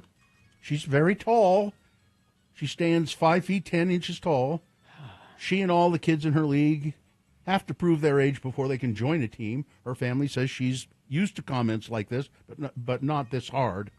It was like scary, like him coming at me, and I was just looking at him like, what the heck is going on? Following the verbal exchange, Tracy Stevens said the opposing team coaches continued their behavior, making obscene gestures toward the parents when the game ended. We were upset, but we took it to the association and are hoping that they do better and reprimand and hold him accountable for his actions, said Tracy Stevens. Kids. According to the American Academy of Pediatrics, 70% of kids quit playing organized sports by the age of 13, often because of pressure from adults who say they make the game stop being fun. Mm-hmm. We're not making room for our kids to be successful. We're not making room for kids to understand that it's okay to sometimes lose. And, in fact, sometimes when you lose, there's a victory in the loss, said Brian Barlow, the creator of Offside, whatever that is. So one assistant coach has been suspended for the year. Another was suspended for 10 days with probation. Tournament organizer said, we're still investigating the incident. The player did nothing wrong. She's just tall and skilled for her age. Doesn't take much to hurt a kid and make them just stop believing in themselves. These kids deserve better. We need to do better, said her mother. Boner candidate number 2. I demand a birth certificate or this game is over. Coming up in a moment, boner candidate number 3. 1, you come from a background of privilege. And 2, I've seen worse. All right, boner candidate number 3 coming up after this. Big Boy News and Opinioendo brought to you by Efficiency and adventure unite in the first ever 2025 Mazda CX-50 hybrid all-wheel drive. Lease yours for just $299 a month or get 3.9% APR for 63 months from your friends at Bountiful Mazda, where you always get tires and oil for life. Be electric, be Mazda at bemazda.com. Musician Scott Muscuddy, better known as Kid Cudi, called to the witness stand yesterday in the Sean Combs trial. Kid Cudi briefly dated Combs' longtime girlfriend, Cassandra Ventura Fine, who's professionally known as Cassie. Cassie testified last week that Combs had threatened Kid Cudi's life and said he was going to blow up Kid Cudi's car, though not by his hands, when he found that the two were dating in 2011. Kid Cudi's Porsche was, in fact, set on fire by some incendiary device in January of 2012. Nobody was charged, and Combs says, I had nothing to do with it. During his testimony on Thursday, Kid Cudi said he knew Cassie and Combs were having problems when they started dating, but he believed that they were not together anymore, and he also said she confided in him about the physical abuse that she had endured, but not the alleged sexual abuse. Kid Cudi said he received an early morning panic call from Cassie in which she told him that Combs had found out that they were dating, and Kid Cudi said the call confused him because he thought she and Combs were no longer together. She asked him to come and pick her up, and she sounded scared and nervous, and he did go pick her up, and she was in bad shape. Kid Cudi said he spent the holidays with Cassie and her family in Connecticut and ignored texts from Sean Combs threatening him. And somebody broke into his house, and nobody was ever caught or charged with that. But these are pretty damning testimony from Kid Cudi yesterday. So that plane that crashed in San Diego, yeah. The music agency Sound Talent Group said Thursday that 3 of its employees, including co-founder Dave Shapiro, died on the private plane that crashed into San Diego neighborhood. Shapiro was listed as owner of the plane and has a pilot's license, according to the FAA. Shapiro also owned a flight school called Velocity and a record label, Velocity Records. The agency didn't share the names of the other 2 employees who died. One of them, though, was, I believe, a musician who was in, I can't think of the band now, but this Velocity Records and talent agency represented, Sum 41 was one of the bands. Mm-hmm. So not a big number of bands, but and they didn't really say who the other people were. Nobody on the ground was killed. There were some minor injuries, I think. That's the wild part. Yeah, it is just what? This says Daniel Williams, former drummer for the band The Devil Wears Prada, was feared to have been involved in the crash. Media reports indicate he had posted on social media from the plane. Yeah. Yep, that's the one. The U.S. Treasury placed its final order for penny blanks, marking the beginning of the end for the 1-cent coin. The United States Mint will continue to produce pennies while the remaining inventory of blanks lasts. Trump signaled the move in February, criticizing the cost of production. Oh, for too long, just got to get my hands in everything. Yeah. For too long, the United States has minted pennies, which literally cost us more than 2 cents. This is so wasteful. Has anybody told him how much it costs to produce a nickel? Because it's way more than a nickel. Yeah. This is going to be a problem for people who use cash to buy things. Yep. He thinks everybody uses credit. Yep. Well, just round up. Round up. The Trump administration has revoked Harvard University's ability to enroll international students in its escalating battle with the Ivy League schools, saying thousands of current students have to transfer to other schools or leave the country. Yeah, he wouldn't be targeting Harvard, would he? Well, he wouldn't be weaponizing the government. I don't think he's making any secret of it. The Department of Homeland Security announced the action Thursday, saying Harvard has created an unsafe campus environment by allowing anti-American pro-terrorist agitators to assault Jewish students on campus. I'm sure it happens every day. It also accused Harvard of coordinating with the Chinese Communist. What? Yeah. I hadn't heard that part. Coordinating with the Chinese Communist Party, saying that it hosted and trained members of a Chinese paramilitary group. What? Yeah. Yeah, that's... No, he's Mr. Conspiracy Theory. Well, and they hate people getting educated. That too. And they stood up to him. That's the worst thing. Donald Trump's pick to run the Social Security Administration said he had to Google the job after the president tapped him for the position. This is not an Onion story. No. In a meeting with managers at the agency's Baltimore headquarters this week, Frank Bisignano, the commissioner of Social Security, was candid about his apparent unfamiliarity with the job. I don't think the commissioner of Social Security is like a globally known title. It is to you, right? But like to me, it wasn't, he said, according to an audio of the meeting. So I get a phone call. It's about Social Security. And I swear I'm not looking for a job. And I'm like, well, what am I going to do? So I Google Social Security, one of my great skills. I'm one of the great Googlers on the East Coast. So merit-based. We keep hearing about merit-based. The best people. Not DEI. It's merit-based It's hiring. the best people. White House Press Secretary Caroline Leavitt faced accusations of hypocrisy on Thursday after declaring that hatred has no place in the United States of America under President Donald Trump. He brought the hate. Hatred has no place. He brought the hate. Sad news. Yeah. It is with profound sadness that we share the news that Best Friends co-founder, former CEO Gregory Castle, died suddenly. Oh, really? On May 17th, 2025, from natural causes. This is a letter from Best Friends. Oh. We had Gregory on for years. Gregory was a visionary who dedicated over 4 decades of his life to the protection and welfare of animals. From the moment he helped break ground at Angel Canyon, that's down in southern Utah by Kanab, 1984, Gregory worked tirelessly to build Best Friends Animal Society brick by brick, life by life, into a national force for good.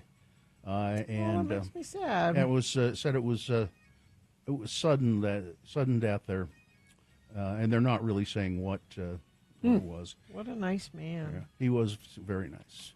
And a woman gave birth on I-15 yesterday. Didn't take long for the newborn baby to get immediate close-up look at one of the joys of living in Salt Lake, traffic. It was 2:30 p.m. Thursday. Yeah, an expectant mom realized her baby wasn't going to wait much longer, forcing her to pull over to the side of the highway, where she gave birth to the boy on the shoulder of the northbound lanes.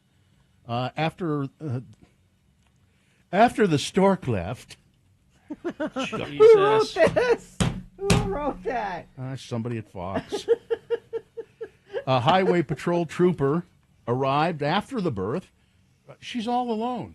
Oh, she gave birth by Yeah, herself. in the car. Oh. And after the birth, he came along to help the mother and her child, giving the new family a ride to the hospital.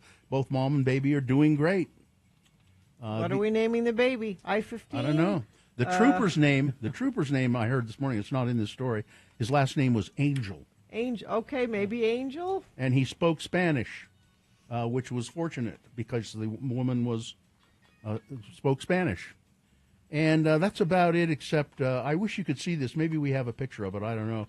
Elena Maragacas Simos has crocheted a life-size crown burger and fries and given it to Mike Katsavinas, the owner of Katsanevas, the owner of the Highland Drive location of Crown Burger. Oh, there it is. What? That's all crocheted. Crocheted fry sauce? Yep. Yeah, crocheted little. What are those French fries and tomato? They don't have crinkle cut fries at the Highland Crown Burger. It's yarn, Gina. This is inaccurate. It's yarn. You can't do anything else. What? You can't make it smooth.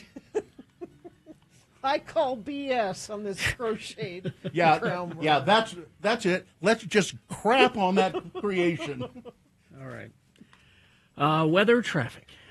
Beautiful. 80, sunny today. Overnight low 57. Will be 80 again tomorrow. A little bit more chance of clouds on Saturday. Sunday, 30% chance of some spotty sprinkles. Still 80. Memorial Day looks beautiful. Sunny, high of 84. And we could be 88 by end of next week, it looks like. Traffic, we have, let's see, right lane and shoulder southbound Mountain View Corridor 90 south and west Jordan. Still blocked with emergency vehicles from an earlier car fire. That's the only incident, though. I'm not even seeing any slowdowns. Usually Point of the Mountain by this time of day is pretty slow. I think lots of people are out of school, people starting their vacation early. But things look like they're moving great. If you see something, or maybe someone's giving birth on the side of the road, well, let us know, Infiniteam. 33986. Stubbs Dental. Award-winning services, life-changing results. StubbsDental.com to book your appointment now. All right. Here's boner candidate number 3. Number 1, you come from a background of privilege. And number 2, I've seen worse. A judge is being criticized for comments he made as he sentenced a man for sexually exploiting children. Aiden Hoffman, 22 years old, sentenced in Grand County after pleading guilty to 2 felony charges of sexual exploitation of a minor. He possessed and distributed multiple images of children being sexually assaulted, videos. During the sentencing hearing, Judge Dawn Torgeson twice cited Hoffman's privilege as he ultimately decided not to require him to serve any additional jail time or pay a fine, despite prosecutors asking for prison. Grand County Attorney Stephen Stocks said he's stunned by what the judge said and what he did. Something like this shocked my conscience so much, the attorney said, Mr. Stocks, that I feel failing to act or failing to speak out would be doing a justice or a service to those kids out there. Now, Mr. Hoffman, the defendant, the convicted sexual exploitator, is from Maine. He was charged with multiple felony counts of sexual exploitation. He spent about 4 months in jail before getting out in December with conditions, including that he not leave the state. Judge Hoffman ended up, the defendant, Hoffman, ended up pleading guilty to 2 felonies. And then the judge said, you don't have to serve any additional time and pay a fine because, well, you're from privilege. You're from a good family. You're from privilege. And I've seen those videos that you had of children being sexually assaulted, and I've seen worse. What? Oh, my hell. Really? Yeah. Oh, my hell. 112 days is a lot of jail time. It's a lot of jail time for someone your age who comes from some level of privilege. Wow. And as to those videos, well, I've seen worse. How do we remove this judge? All right. Boner candidate number 3. Let's review the first 2 and vote. Boner candidate number 1. This money was meant to help addicts get into recovery.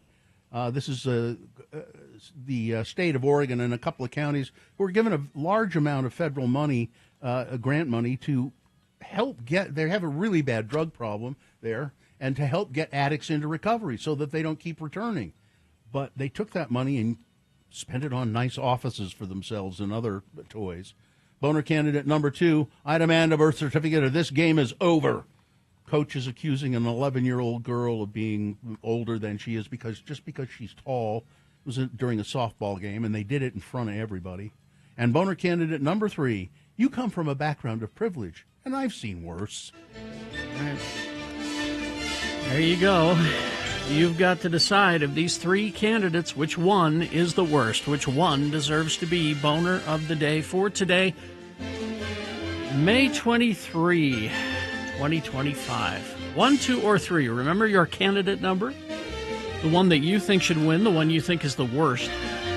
Put that single digit, 1, 2, or 3, in the message of a text, and then text that to 33986. Or you can call Katie in the producer's booth. She'll take your live voice vote at 877-602-9696. Or go online. You can go to x96.com, look for the box that says Boner Voting May 23, 2025. Click on there and vote. If you don't see that box, refresh your browser. It'll appear. Click and vote. All right, you got 4.5 minutes to get your vote in, so let's go. This is Boner of the Day. Coming up just after 8, have another drink with Jimmy the Wine Guy. Let's have Beat Gina on the way. Stand by for all of that. All right, let's vote. It's Boner of the Day.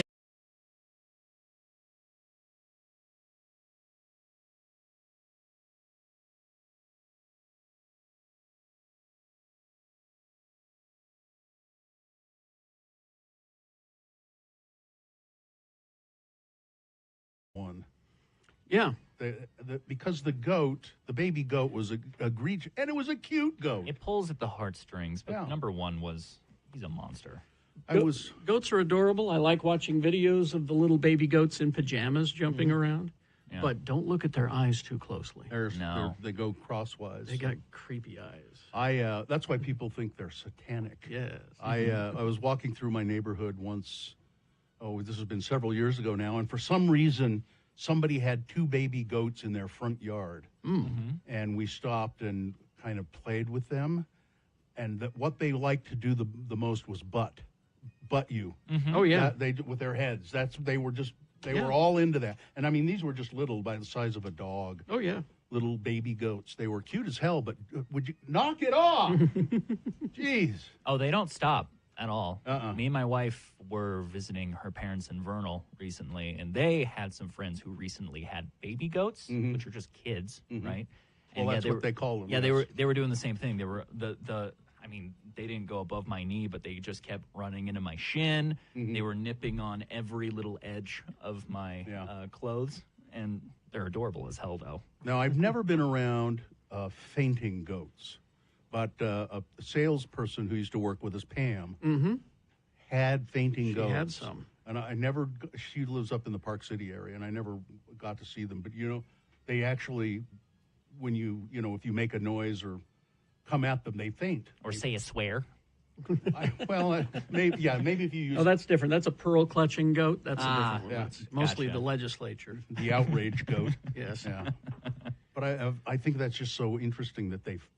And I guess it's a response of they like playing dead. Well, you won't do anything to me if I play dead. Oh, so they're not actually fainting. They are kind of. They're feigning the fainting. Well, no, they actually do kind of black out. Go to YouTube and look up fainting goats. And you'll see what we're talking about. It's very odd. I'll spend the rest of the show doing this.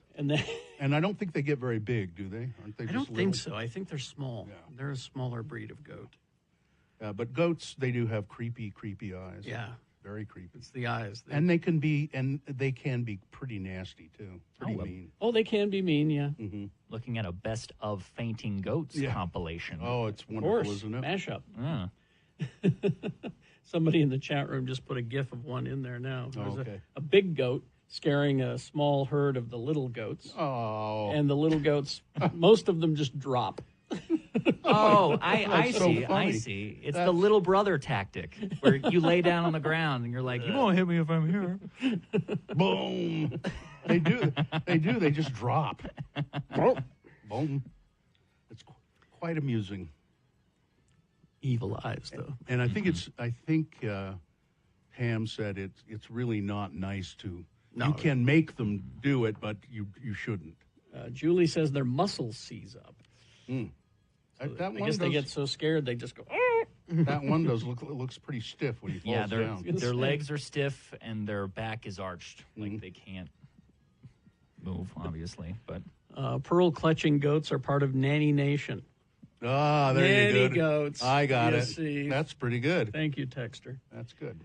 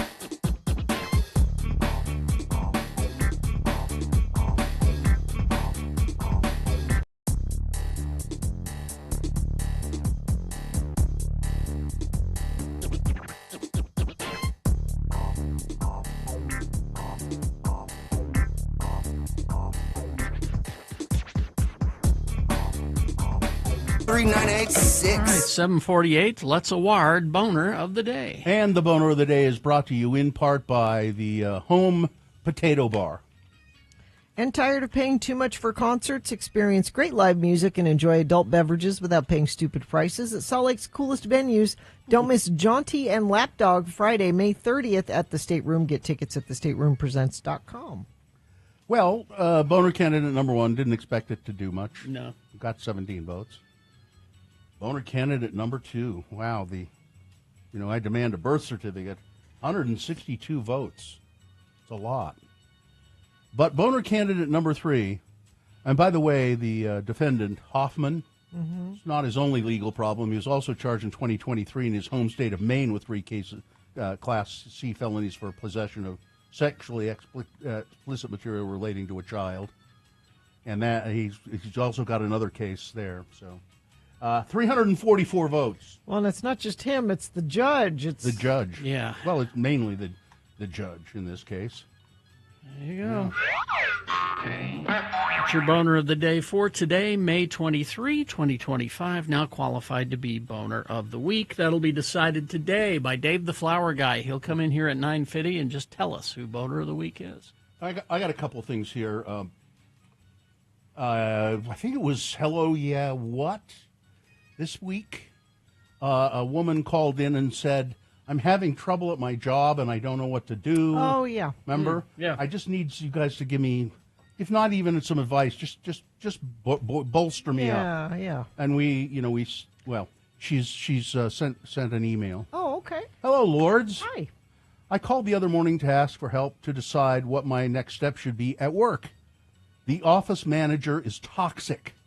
Well, I did take action, and I sent a letter to her manager. I refuse to stay stuck or remain afraid. Work should be enjoyable. Thanks for drilling into me that I could do nothing, or I could look for another job, or I could speak up. I love your show and feedback. You cheer me up every morning. Let the chips fall where they may. Good for you. You know what? You did the hard thing. We'd like the to know. The easier thing would be to have just, Yeah. done nothing. You did the hard thing. Or quit. Oh, quitting's a hard thing, too. That's... I hope we hear from you. I want to know where those chips fell. Yeah. So if you're listening this morning, or I'll send you an email, let us know. And we're always happy to offer advice, although it's not, we're not professional. It's not necessarily good advice. We've actually been through a lot and seen a lot, though. That's true. Yeah. And then the other thing is, yesterday I went to the pharmacy because that's where I like to go. I go to the pharmacy a lot. And it's the university. I got a spare half hour. I'm going up the pharmacy. Yeah. See if they got anything for me. Yeah, sometimes doctors just call in prescriptions and don't even tell me that they're going to do it. So I go up to the university pharmacy, and you'll remember that I met one of the pharmacists who was several months ago, who came up to me and said, I'd never listened to your show before, and then somebody here said, well, that guy's on the radio, and don't you know who that is? And I started listening to your show, and I really like it. And I said, well, thanks. You're going to keep it? Yeah. His name is Phil, and he's a pharmacist. Phil the pharmacist? Phil the pharmacist.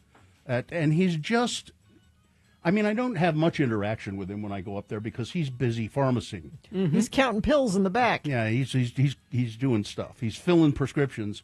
I mostly have interactions with the techs, the people who run look up things and go get the medicine and all that. And but occasionally, Phil, I say something to him, and we'll have a brief conversation. Well, I was at the pharmacy yesterday, and I had to wait a few minutes for my prescription, and he came up to me and he said, "I heard you guys talking on the radio the other day about Zots, the candy." And Carrie said he hadn't seen Zots for a long time. Yeah. Yeah, and I used to eat them all the time. Yeah. Well, here, he said, we have Zots here. Oh, really? And he said, so here's they some have Zots. Zots at they do. farm? Oh, he said we started selling them a few months ago, and I'd never really heard of them, he said. And by the way, Phil is the pharmacist that when I told my wife the story about Phil, she said, yep, great. You're building your show one pharmacist at a time. That's right. That's right. That's how we do things. But so he gave me the blue Zots, the orange Zots, and you want to try a Zot? Gina, have you ever had a Zot? I believe I have. The candy Zots, named after the way the fizzy center reacts when it hits your saliva. There's a little fizzy, sour sensation, and it's really kind of cool. And here, try them. Just toss me one. Oh, okay. Here, hand me one. Oh, but you know what? We got to have another drink with Jimmy coming up. Is that going to ruin our palate? Nah. It will. No, I don't think so. Nah. My palate's ruined anyway. Great. Do you have any taste buds? No. I'm having a Zot. I'm going to have one after Jimmy. The name of the candy is connected to Frank Landry, the person who brought Zots to America, who used to say, "Don't give me the Zots," when he thought somebody was joking. Well, the name might also be associated. There's a 1962 film that I remember starring Tom Poston called Zots. I don't remember what the movie's about, but it's a movie called Zots. How do you feel about Pop Rocks? They're kind of the same thing. I didn't care for Pop Rocks. Yeah. I didn't care for those. But Zots is nice because I'm having a blue one. Oh, apparently Holiday gas stations still carry Zots? Yeah, you see them around. You get them at Smith & Edwards, it says here. But then I'd have to go to Smith & Edwards. So. Now, see, that's a good hard candy taste. And then when you get to the middle, it'll fizz up on you. It's a nice surprise. Yeah. Is this one that if you put it in a Coke, it'll explode? No, that's is that Mentos. a bad thing to do? That's Mentos. I mean, I know Mentos will do it, but I'm wondering if there's just some kind of reaction if you do I this. don't know. I'm not. I don't try things, so I'm not going to experiment with it. And I don't care enough to try it. Are good. Well, like I said, I'll have one. Okay. I'll have one after Jimmy presents us with a beverage. I'll have the Zot, and then I'm going to have a coffee chaser, so I'll be fine. What flavors did you get? You got grape and what? Let's see, the orange, and what's the purple?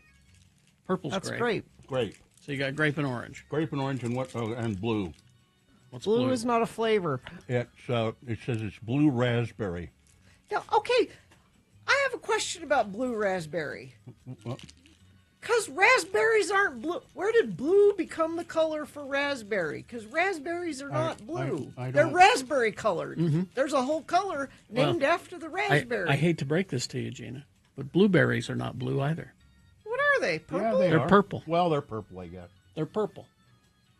It depends. Sometimes they look pretty blue. Sometimes. On the plate, they're purple. But raspberry itself is This a is color. true. This is true. It's not a real flavor or color. I know. It's artificial. Who decided that? Well, let's see. I don't know. The snozberries taste like snozberries. So. Blue raspberry is a manufactured flavoring and food coloring for candy, snack foods, syrups, and soft drinks. The flavor does not derive from any species of raspberry itself. Why doesn't RFK Jr. get on the origins of blue I'm raspberry? working on getting rid of the slush puppy right away. Oh, hey there, slush puppies. You're not driving. Maybe you're waiting till later this afternoon to leave on That's what I'm doing. your trip. Maybe you left already and you're listening while you're on the app when you're far away from Salt Lake City. What I'm getting at is there's no traffic right now. All right. It's things are looking good. Thank you very much, KXRK Provo. We'll take a break. We'll be back after these with Jimmy the Wine Guy. Have another drink with Jimmy coming up. Stand by for that. Salt Lake Film Society.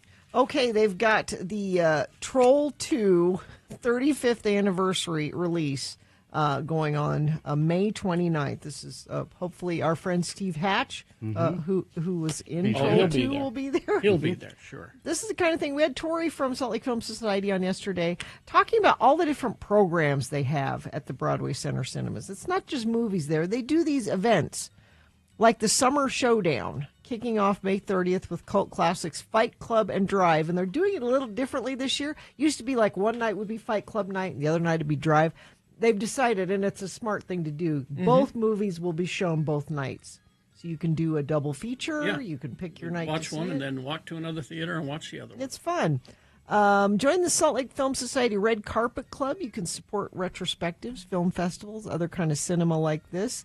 Great concessions, great people that work there. Go see a movie on the big screen. Go to slfstix.com.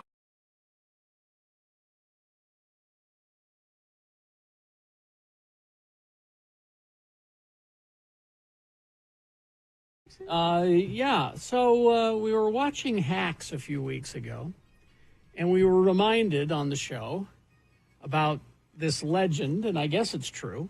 It is Oh, true, yeah, yeah. it's true. That Tom Cruise, whenever he works with people, and the list is getting bigger and bigger, every year he will, I think on their birthday, right? Or is it Christmas? No, this is a Christmas This is thing. a Christmas Yeah. thing?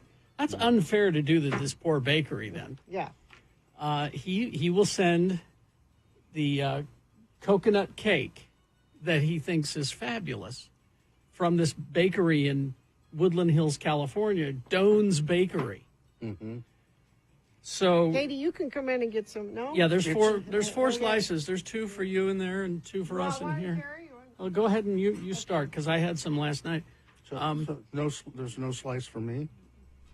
You're home, Bill. You want to run it up? Anyway. But so he orders this coconut cake for everybody, Okay. and the rumors are true. We've heard celebrities talk about the coconut cake and how wonderful it is. Well, we ordered this like 3 weeks ago. That was the waiting list. 3 A weeks? 3-week wait for this cake. Okay. And so we ordered it and had it shipped in. Do I dare ask how much the Tom Cruise cake Even costs? I don't know. Oh, how your much. wife wouldn't tell you? She would not tell me how much Okay, the here Tom we go. Cruise coconut cake cost. So there you go. Is it everything that It's good. It's good. That's a good cake. that is? However, Yes. we've had this conversation before. If I were a Tom Cruise level celebrity, Mm-hmm. and I were sending cakes to, Are you going to make? people Yeah. that I worked with, Yeah. and the cake that would be the Gina Barberi cake, Yes. it would be the Prantles, Prantles. burnt almond tort. This one is Well. better than the Prantles, isn't it? You know, my favorite cake is coconut cake. Well, Did you know that? This is pretty good. It's a bundt cake. It arrives with the dry ice. And That's it's right. a you yellow. think, Carrie, you say it's better than? We think that the Prantles? Prantles. No, we think the Prantles cake is better. Prantles is better than this. This is a good cake, but it's no Prantles cake. But this one has it's the yellow cake with some sort of crunchy bits or texturally bits on the outside, and Yeah. then the cream cheese coconut icing on the top. It's with, good. with coconut sprinkled on shaved coconut. I still say the Prantles burnt almond tort from I'm Pennsylvania is a better cake. Sure glad it's good. Well, Is this rude, Bill? Oh, To sorry. be eating yeah, a little. a cake on the. Especially when coconut cake is It's your very favorite. it's my cake. favorite kind of cake. Out of all the cakes. And Tom Cruise is my favorite actor. Yes, I know, right? So I'm getting screwed doubly here. Jeez. So there you go. Now, Well. I figured that since it's the Tom Cruise cake, yes, that you wouldn't mind that it was cream cheese frosting on there. Well, I had to try it for pop culture reasons. And you're going to throw the rest of that piece away, aren't you? Aren't you? You would eat the whole thing, wouldn't you? Look, I've eaten most. Are you watching Bill at x96.com/live? No, it would break my heart. She did some work on Yeah, there. I eat it. She ate around the icing, though. Yeah, that's that right there. Which the icing is the best part, frankly. But that's not. I'm sorry, Bill. So there's pieces for you two in there. So come and get them. And no word on how much that costs. I don't want to know. They could probably charge whatever they wanted just because it's the Tom Could look Cruise it up, cake. Gina. It's, you know, Gold Belly, I think, probably is where he came from. Yeah. I'll look it up. Take a look and see. Thanks, Carrie. Oh, no problem. It'll make it taste even better, Gina, if it's really expensive. It will. I do not know how much it is. I just know the Prandtle's cake is better. Prandtle's cake is better. Cake cost. No, I don't want to know. No? Don't, You he don't- doesn't oh want my to- Don't tell gosh. me. Don't Oh tell my me. gosh. Well, is it more than the Prandtle's cake? Yes. Because you order those every other day. It's more than the Prandtles. We order the Prandtle's cake a lot. It's almost twice as much as the Prandtles. Oh my God, I don't even want to know. What kind of a life is it that you people lead? Ordering these $500 cakes. Carrie and I order these cakes when we're sad, and we just happen to be sad. I'm sad all the time, and I don't order a cake. I look at a picture of a cake. Whenever somebody complains about my lifestyle, I just remind them, dual income, no kids. Yeah. You could be living this. No, I couldn't. I'd have to dispose of the kids somehow. Well, again, that's your problem, not mine.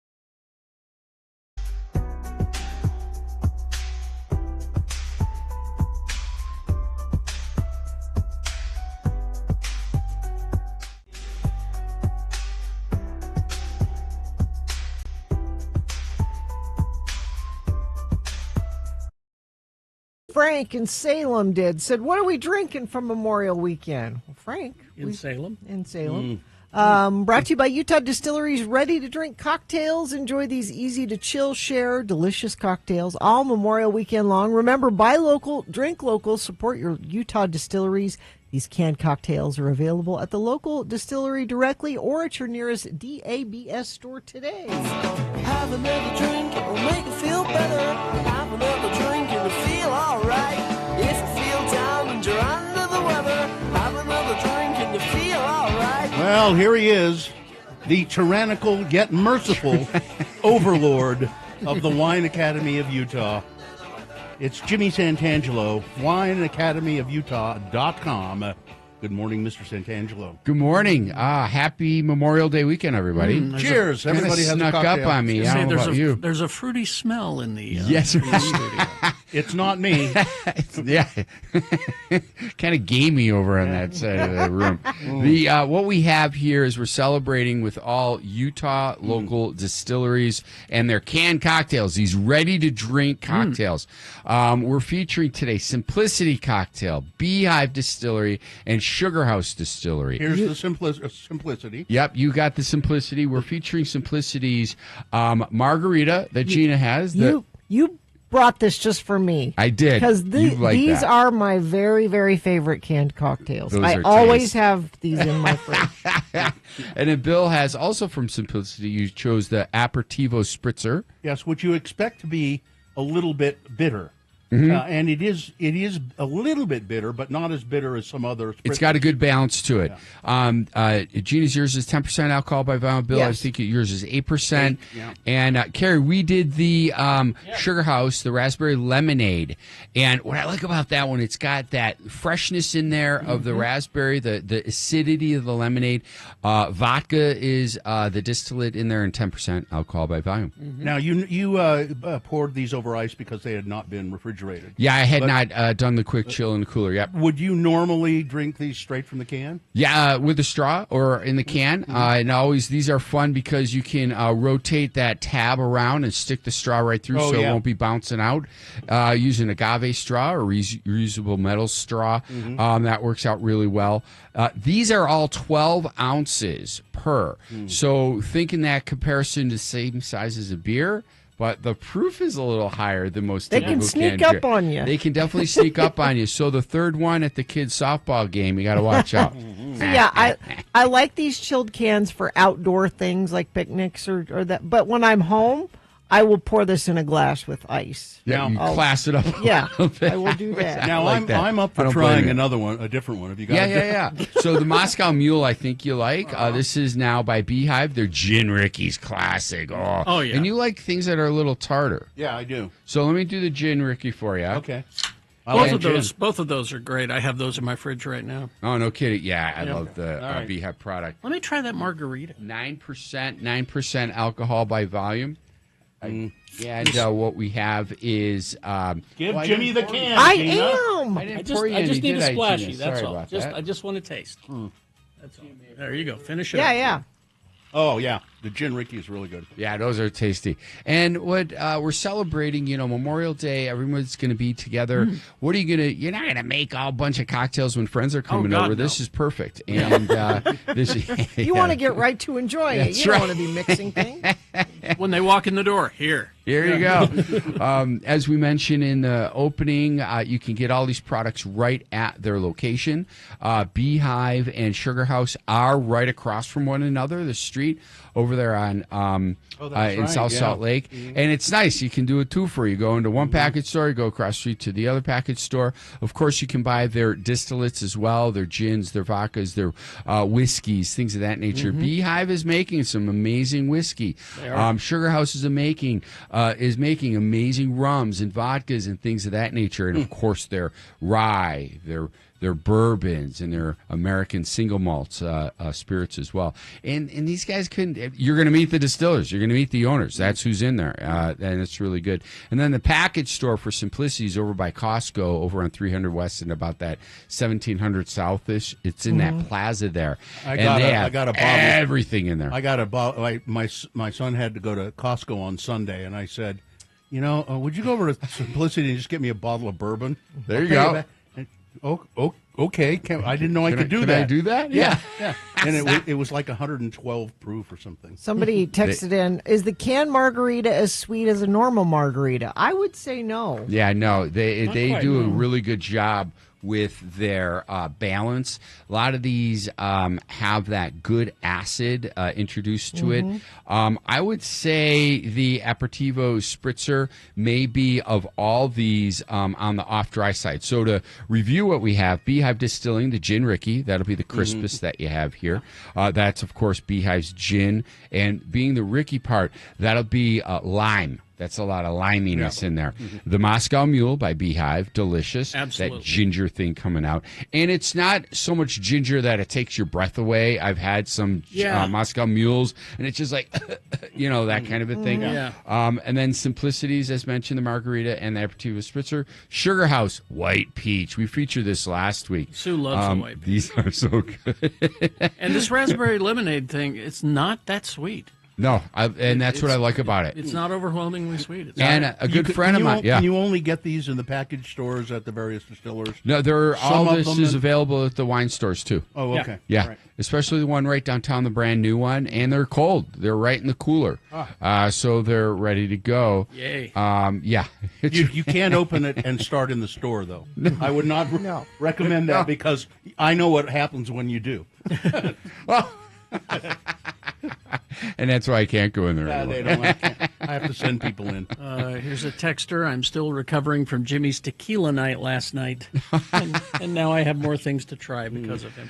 There we go. Nice. Well, that was a good night. That's why Jimmy's here, is to teach you all about what you need to try. And that's fun about whether you can have us come in on a corporate pride event or a residency kind of thing. What we do, if in a residence community, I come in, do our monthly educational, fun, entertaining programming, different themes each month. It's been a lot of fun to be able to engage with our consumers in their space. We've all had Jimmy at our house for private events. Have you ever thought, Jimmy, of doing a program where you actually just move in and live with someone for either in-home sommelier. Yeah. Speaking of which, we do those in-home events, as Gina mentioned, and it really spices up if you want to enhance your entertaining with friends in from out of town or just your friends and family. It's a holiday, it's a birthday. Our in-home wine events can be found at wineacademyofutah.com, and we have a whole theme of them. We've added new ones.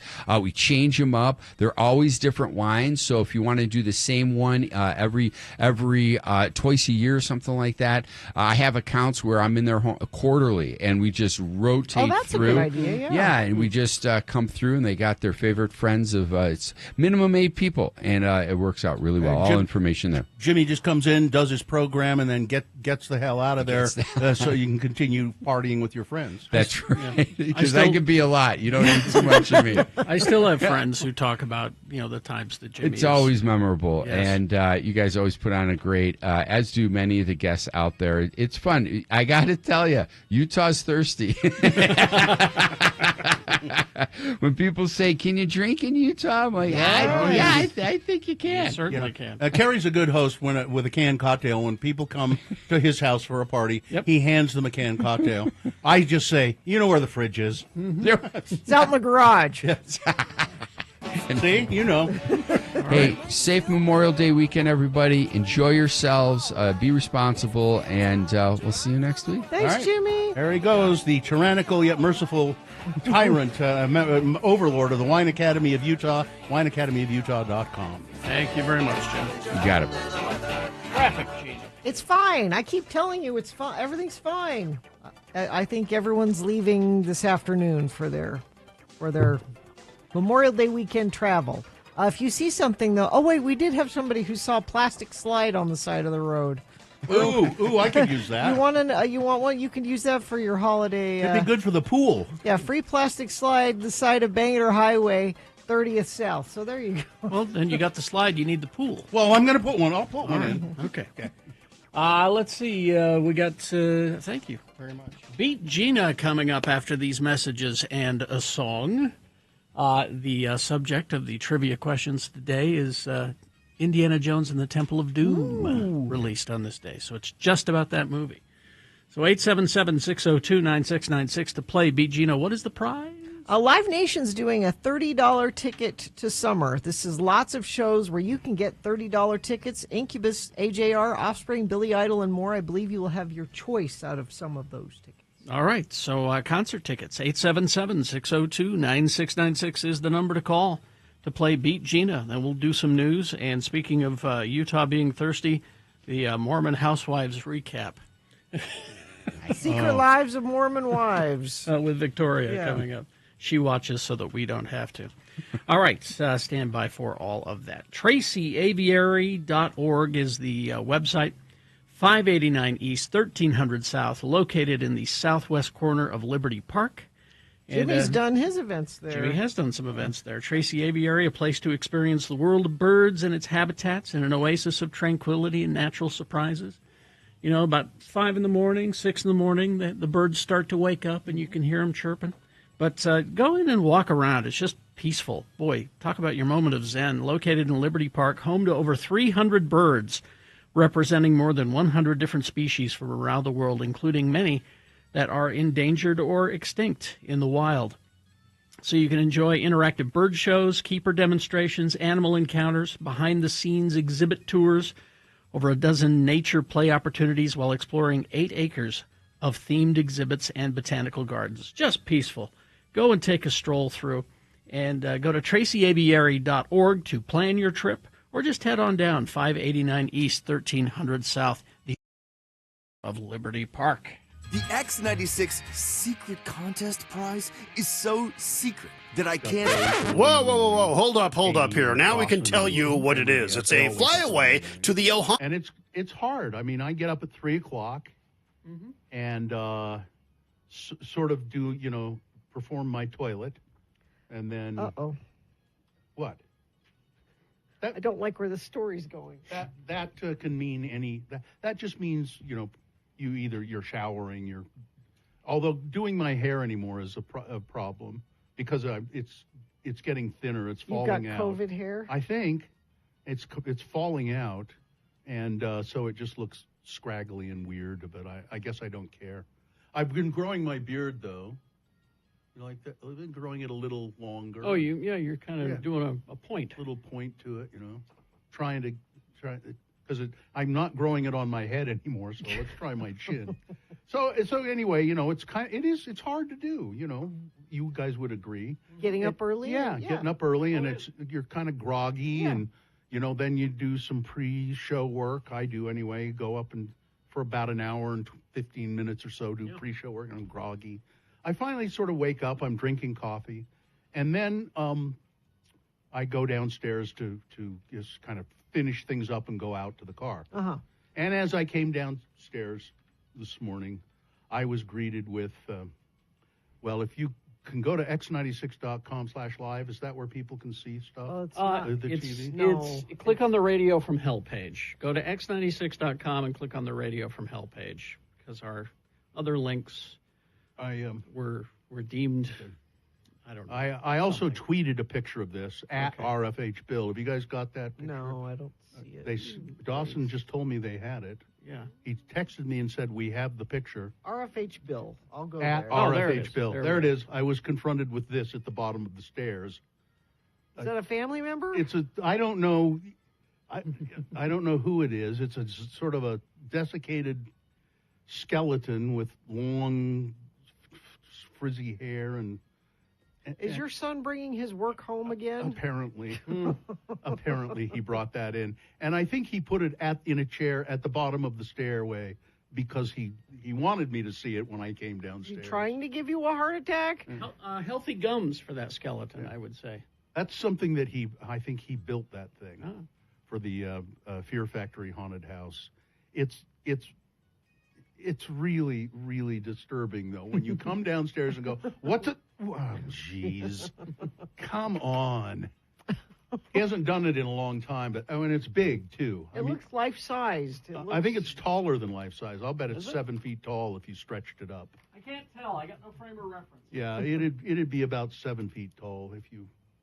It's sitting in a chair. So it looks like the kind of thing that you would think is inanimate, and then as you walk by, it would jump out and try to grab I think that's what they do with it. I believe it's probably got strings, and they use it like a puppet, probably, so that they can make it jerk back and forth. But it's just this horrible skeleton. Frank Christ is a handsome specter in comparison to this thing. So anyway, that's what I live with. On a daily basis. But that skeleton still has some skin and gums. Yeah. Where Frank does not. Yeah. This skeleton has not finished completely decomposing. It's fresher. Well on her way. His way? Her, his. I think it's a her, probably. Is it a her? Well, let's not put a label on it. Okay, I'm sorry. Okay. All right. I didn't inquire as to the skeleton's pronouns. We'll ask. I didn't do that. Anyway, that's it. I did have a good morning though, because as I said earlier, I was able to coast, not touch the gas or the brakes, all the way from 11th East down to 4th East, all the way, all like green lights. Did you wait till it rolled to a stop, or did you just? When I got to 4th, there was a red light, so I had to put on the brakes and stop. I was considering looking both ways and cruising through the red light, but I thought, no. I've done that. I only, so that's a record for me. The previous record was 5th East. This morning I got to 4th East. I'm glad you have a project. It was a good morning. Maybe what we can do is we can get with the mayor. Mm-hmm. We can shut the street down. Yeah.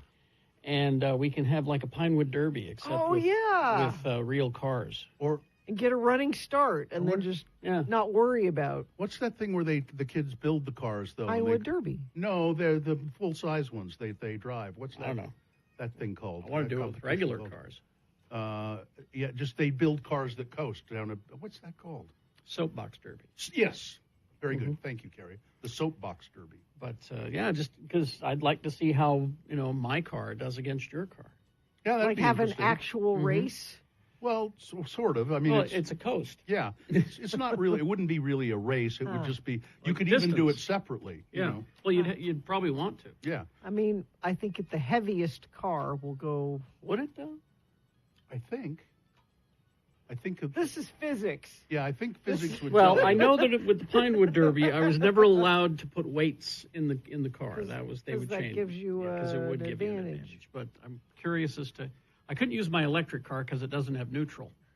So. Yeah, I guess that's the problem. It doesn't have neutral because there are no gears to neutralize. No gears to neutralize. It's go or not go. This is why I'm afraid to get an electric car. You know what? I Because don't think like you should. I feel like it's not a car. I feel like it's it's a go-kart. I don't think you should get an electric It's car. essentially it's a go-kart. You put the I can't even call it the gas. No. You put the go pedal, and it goes. Mm-hmm. And you let off the go pedal, and it slows down. But there's a brake too. And then there's also a brake. Yeah. Oh, thank goodness. I think if you got one, Gina, I don't think you should, because if you got one, you would drive around in a state of bewilderment all the time. It's actually a lot easier to drive than a regular car. I've Just the learning I haven't curve. driven one. I'm worried about the learning. Yeah, curve. there's nothing to learn. There really isn't. I driven a golf cart? Yeah. You're in. Yeah, there you go. Yeah. Yeah. So I guess I have driven an electric vehicle. Yeah.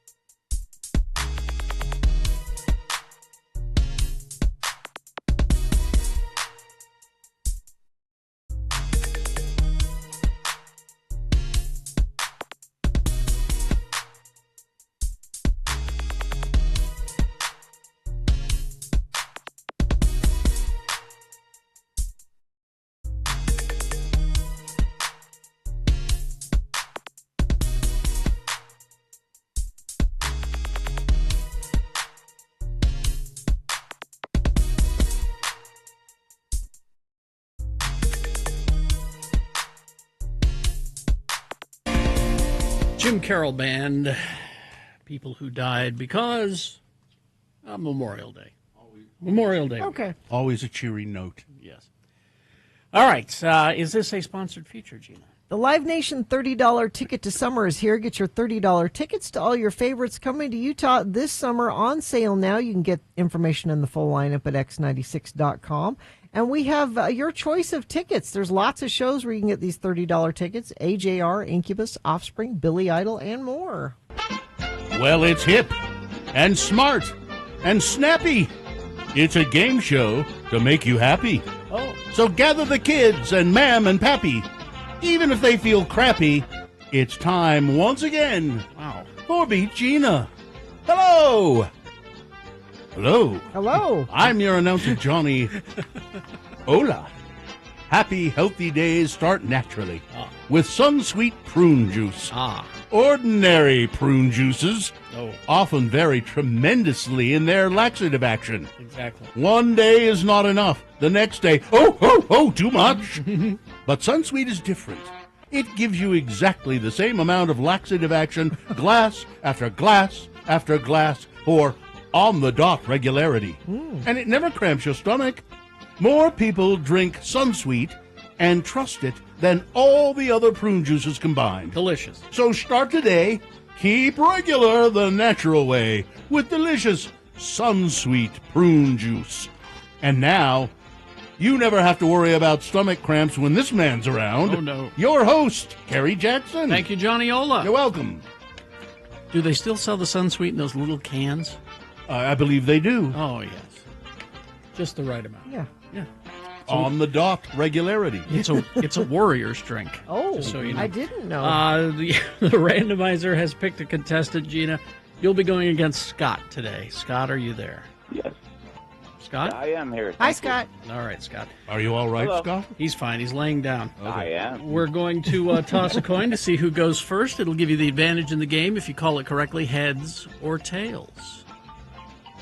We will go with heads. All right, let's see what happens.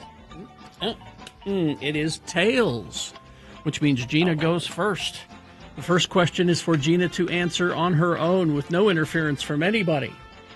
Multiple choice, pop culture trivia. If she gets it right, she gets the point. But Scott, if she doesn't get it right, I'll let you answer that question, and you can steal Gina's point away. I'm not going to let you do that, Scott. And we'll go back and forth Alrighty. until one of you has 3 points. Now, because Indiana Jones and the Temple of Doom was released on this day in 1984, we have Temple of Doom trivia. Okay. So it's just that movie. Okay. Not all Indiana Jones. All right. Gina. Yes. What former Saturday Night Live star had a cameo appearance in Temple of Doom? Okay. Was it 1, Toonces the Driving Cat? Was it 2, Matt Foley? Was it 3, John Belushi? Or was it 4, Dan Aykroyd? Must be Dan Aykroyd. That is correct. All right, that's a point for Gina. Now we go to Scott. Scott. What does Short Round think he's stepping on when walking through the secret tunnel that they found in Willie's room?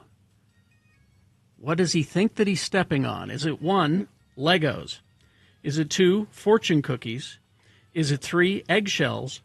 Or is it 4, Vanilla Crunch, the latest cereal from Captain Crunch? It has a flavor kids love, so it's another good way to give them the variety at the breakfast table. And like all Captain Crunch cereals, it's fortified. 1 bowl gives them a morning's worth of B vitamins and iron.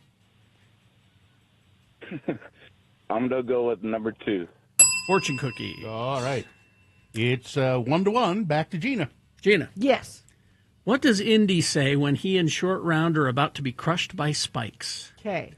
Is it 1, spikes? Why did it have to be spikes? Was it 2, give me that Disney money? Is it 3, there's no time to discuss this in a committee? Or 4, we are going to die?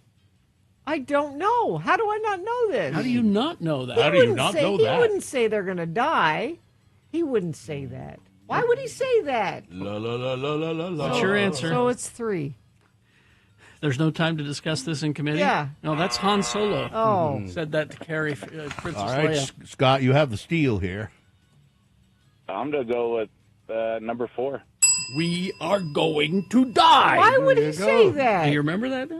Maybe because he thought they were. Yeah. I mean, really. All It's right. a logical answer. All right, it's 2-1, Scott's favor, Oh, and man. Scott controls the questions. Scott, let's see. Here we go. What is the name of the nightclub at the beginning of the movie? What is the name of the nightclub, Scott? Is it 1, Club Obi-Wan? Was it 2, the old home filler up and keep on a truckin' cafe? Mabel's the waitress. Is it 3, Lau's Lounge? Or 4, the Boar's Nest? Oh, how about number 3? Lau's Lounge? Oh, I threw that in there boy. just to confuse you. Gina, Oh, man. It's not 1. is that your Johnny, answer? Johnny, I need a ruler. I think that's her answer. It's 1. Is that your answer? Yeah. Club Obi-Wan, yes. There it is. Why? The tie for a tie. Oh, it's a tie. It's Oh, a okay. tie. All right. Why? All right. Why? What? Why not? Because it's too on the nose. Is it? It's I Indiana mean, Jones. I know, It's not Star but- Wars. all right. It's Steven Spielberg. It's not. Okay, all right. Well, it's written by George. Yeah. Anyway. I mean, jeez. Anyway. All right.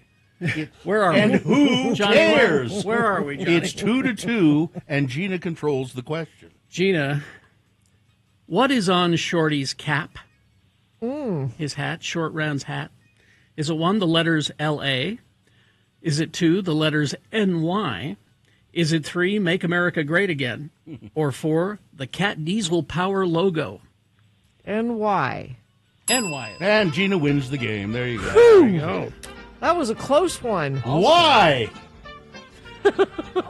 I'm sorry, Put me Scott. out of my misery. Oh, I'm Scott. sorry, Oh, Scott. Scott, you're I- in misery. No, I don't want you to be miserable, Scott. Why don't I give you these Live Nation tickets anyway?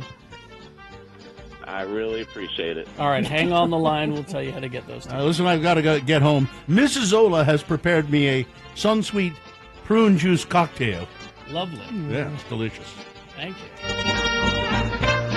All right, big boy news now, brought to you by. Dive into Shark Summer at Clark Planetarium. Experience the jaw-dropping IMAX film Shark Kingdom. Grab limited edition shark gear. Explore shark-themed fun for the whole family. It all starts Memorial Day weekend and runs all summer. Don't miss it. Adventure is circling. You know, that's all Johnny does. He does his brief announcing job here, and then he goes home and spends every day with Mrs. Zola. Very sweet. Isn't that nice? Nancy Mace, a former aide, has made explosive claims about Representative Nancy Mace and the nude photos that she recently showed on the House floor. I think she's lost it. The Congresswoman's former political advisor, Wesley Donahue, testified in a deposition that Mace planned to use the naked photos she found on her boyfriend's phone as leverage to get him to give her 2 properties. He said the MAGA lawmaker loved to play the victim card and constantly talked about sex.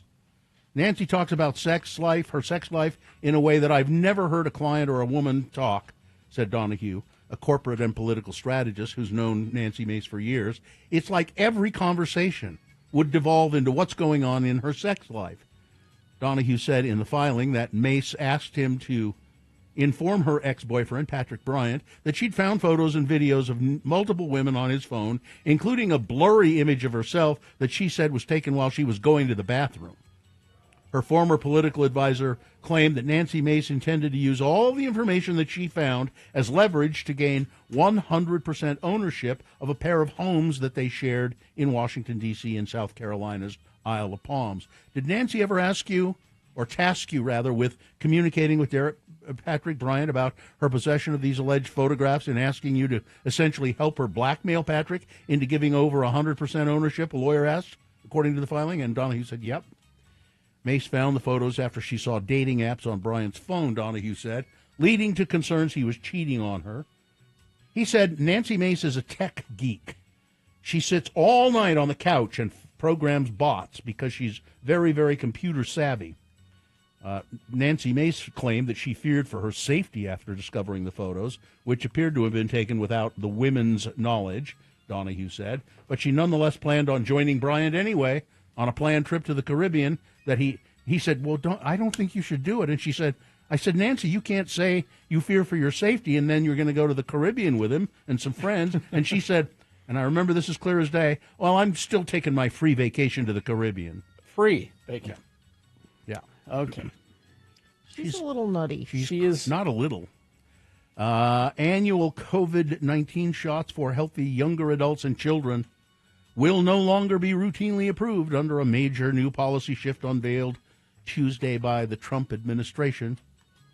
Top officials for the Food and Drug Administration laid out new requirements for yearly updates to COVID shots, saying that they would continue to use a streamlined approach that would make vaccines available to adults 65 and older, as well as children and younger adults with at least one health problem that puts them at a higher risk.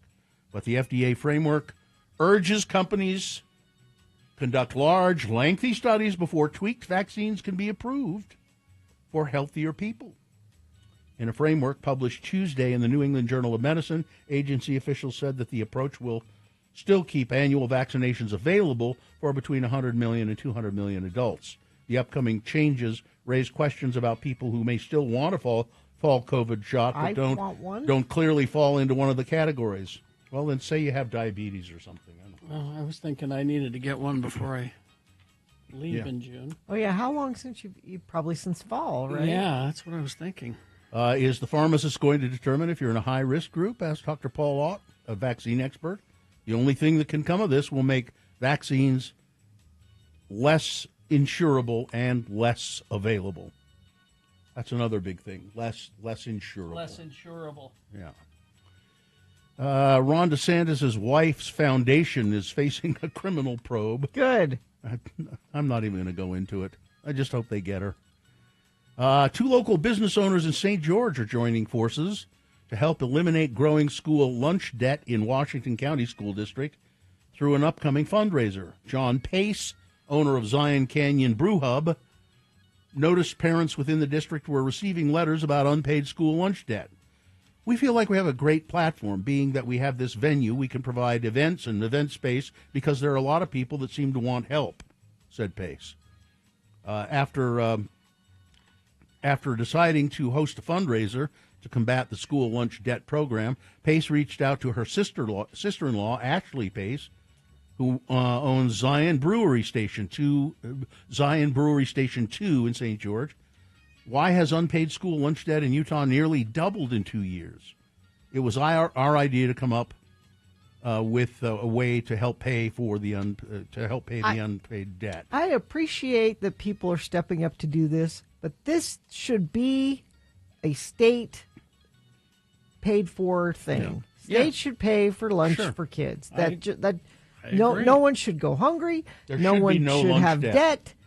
No private business should have to step up and try to pick up the slack. This should just be part of going to school as you get But that's lunch. not the Utah way, Gina. The mother of a man shot and killed minutes after driving from California to American Fork to pick up his wife and kids. Remember this story? Mhm. Yep. Said her son's mother-in-law called her the next morning, and after asking if she had her husband with her, she said, "Matt is dead." Diane Rostelli said she assumed at that point her son, Matthew Rostelli, had died in a car accident or something on his drive to Utah, she testified. Later, she learned that he had been shot by his brother-in-law. At that point, Diane Rostelli learned more from news articles. In an audio of a call 2 days after her son's death, she asked her daughter-in-law about whether life-saving measures were taken and about reports that her son was shot in the back. Everything happened so quickly, obviously somebody was prepared, Diane Rostelli said. Her testimony came at a preliminary hearing for Tracy Grist, her son's mother-in-law, who's charged along with 2 of her children, Catherine Rostelli and Kevin Ellis, with conspiring to murder Matthew Rostelli when he arrived at their home. They lured him there and ambushed him. Yeah. And these are complicated. It's kind of complicated relationships here. It's hard to keep from not mixing them up. Mm-hmm. Has there ever been, Gina, that you know of, you've read through this, a motive? It was a custody dispute. So I know how to end the custody dispute. We're going to shoot the guy. Yeah. House Republicans worked through the night and advanced a massive piece of legislation that will carry out the largest upward transfer of wealth in American history. Thanks for that. Thank you. I guess we have to take a break here. Sports, weather, traffic. Oklahoma City Thunder, they look to be maybe going to sweep this series against the Timberwolves, 118-103 last night. Today you've got the Pacers and the Knicks at 6 o'clock. In the NHL, Florida Panthers 5 over the Carolina Hurricanes 0. Florida leads that series 2-0. Today you got the Oilers and the Stars at 6 o'clock. RSL tomorrow against Vancouver at 7:30. Utah Royals today at 7:30 against Orlando Pride. And the Salt Lake Bees continue their homestand against Omaha today, tomorrow, Sunday. You can take the family out to see some baseball. Weather. I don't think you've done this sports story, did you? NFL is going to allow players to participate in Olympic flag football. Did you see that? I did not. Yeah. Weather, 80 for a high today, 80 tomorrow, a little cloudy tomorrow, 30% chance of spotty sprinkles on Sunday, and then beautiful sunny 84 on Memorial Day. Traffic still looking good. Infinity member says there's a family of ducks eastbound I-80 interchange with I-15. They're moving west. They're on the far right shoulder. Make way for ducklings. That's it. Traffic. Okay. We will take a break. We'll be back after these with Victoria and her Secret Lives of Mormon Housewives update. Yes, it's a thing. Coming up after these. Stand by. Stockton 12 Honda. Your neighborhood Honda dealer, Stockton 12 Honda. I know that they're good because I've bought cars from them before, and they just did a great job for me. When you go into the dealership at Stockton 12 Honda, Southtown Auto Mall in Sandy, you'll just feel the vibe there. People who work there are happy that they're working there. They have salespeople who've worked there Stockton 12 Honda has been in business for over 25 years, and I think they have some salespeople who've been there that long because they take care of them and they make the work conditions good. And that happy people working makes the customers happy as well. So Stockton 12 Honda, check out their service department. It's a very nice, hassle-free department. You can make an appointment online. Same-day service is available. They have mobile repair as well. They will come to you. And check out their express service. It's easy and affordable for oil changes, tire rotations, brake inspections, and more. It's Stockton 12 Honda. They're in the Southtown Auto.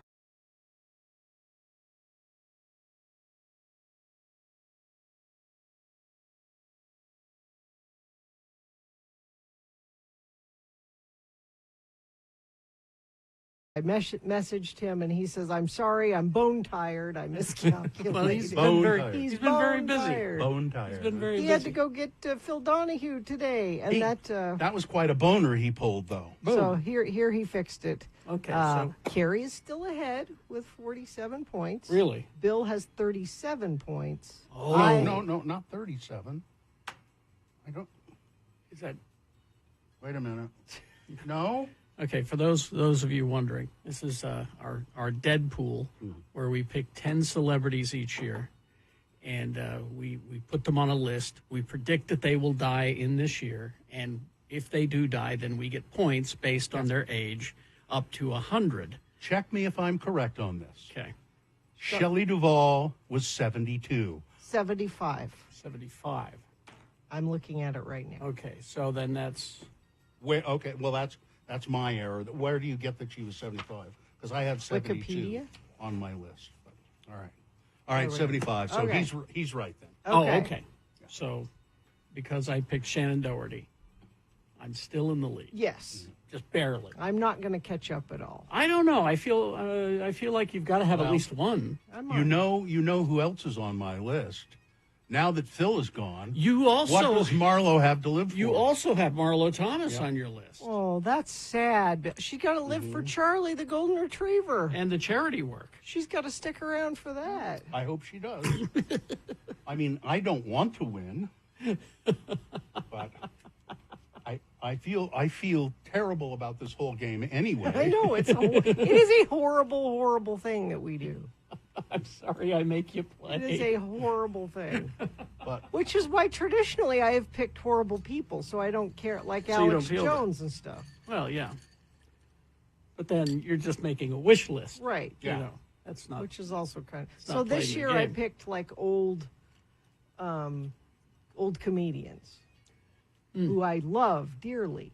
See, and I had Tina Louise on my list still. And I just saw an interview with her just recently about how she's the last one to die. Oh, yeah. And she looks fine. She's still with us. She's the last Gilligan's Island. She is the last living Gilligan's Island cast member. I mean, I had the gall to put Carol Burnett on my list. I mean... That, I'm surprised. Is she still there? Very much so, yeah. Yeah. I mean, she's like touring and stuff. Yeah, she's fine. No, I mean, is she still on your list? Yeah. Well, how old is she? She's 90-something. Yeah. Well, yeah. If there's any consolation, you won't get very many points for her. But I have Chevy Chase, too, so... Which could happen. Yeah. Because, well, you know, his own hate, his own bile will rise up and just stop his organs. Who was I? I was reading about somebody who had an encounter with Chevy Chase on Saturday Night Live. And I can't think of who it was now, but just when he was really young, and he went. He was in the green. He was working on the show, and he was in the green room or something, and he was sitting on the arm of a sofa, like a big couch. And Chevy Chase comes in and says, "That's my chair. Get out of." He said, "I'm just sitting on the arm. That's my chair. The whole sofa. That's my chair. Get off." He was really a nice guy. He's always been a dick. Yeah. And this new Saturday Night Live movie, you don't recognize hardly any of the they're all young, unknown actors. So they're having actors play. The plot of the movie is, and it's coming in October, the plot of the movie is, this movie is 90 minutes long, and it's the 90 minutes before the first episode of Saturday Night Live ever, leading up to we're going live. And there's nobody you know in this. It's all unknown actors. All unknown actors. But the guy they got playing Chevy Chase certainly acts like a dickish Chevy Chase in the trailer. It's just. So who's doing this? Is it somebody who was there? It's Ivan Reitman's kid. Oh, okay. Yeah, Ivan Reitman's kid is putting it together. And what he's done is he's taken. I'm finishing the last of my Simplicity cocktail margarita. I think that pairs well. That pairs well. Okay.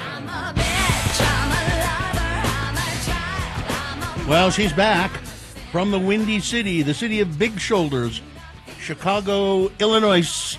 It's Victoria. No, the Real Housewives of Salt Lake is not back. No, but a show that's apparently bigger. Well, it is. So what's the difference between the Real Housewives of Salt Lake and the, what is this called? The Secret Lives of Mormon Secret Wives. Lives. What's the difference, Victoria? Well, the first difference is where it's aired. So Real Housewives is a Bravo show. Yeah. This is a Hulu reality show. So completely different. I think they're completely different production houses. So that's one difference. Yeah. Well.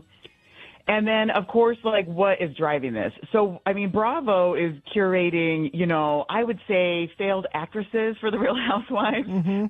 Here we have influencers on TikTok who seem like they might be interesting enough to make a TV show out of. So that's one big difference. Well, I will say I was ready to hate this show. And I'm kind of in right now. Because the production value for me makes a big difference. And I wasn't sure how this was going to go at first. And they do pay attention to that. And I think that they've done a good job in editing and choosing who to make the focus. So let me tell you about who's who on the show. Okay. And why I think it's interesting. Right. So again, and also, like, I think someone called me a geriatric millennial the other day. So just, where I fit in the age range of how the world works. This is based on something called Mom Talk.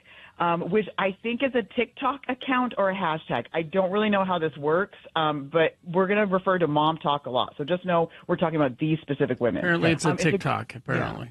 So. Yeah, exactly. And so then there's content on there. And I confess I have not gone to look it up because I really don't want this to mess up my algorithm. I don't want this stuff in my feed. All right. So I will just watch it on the show. So it's mostly Mormon women. They're creating this content. They say that they have things to say about the patriarchy in Mormon church. So I don't really know because I haven't seen the content, but that's what they say. They have a huge following. And one of the reasons they blew up was because of this swinging scandal that I think we've all are casually aware of. So I'll talk about that a little bit more. Yeah.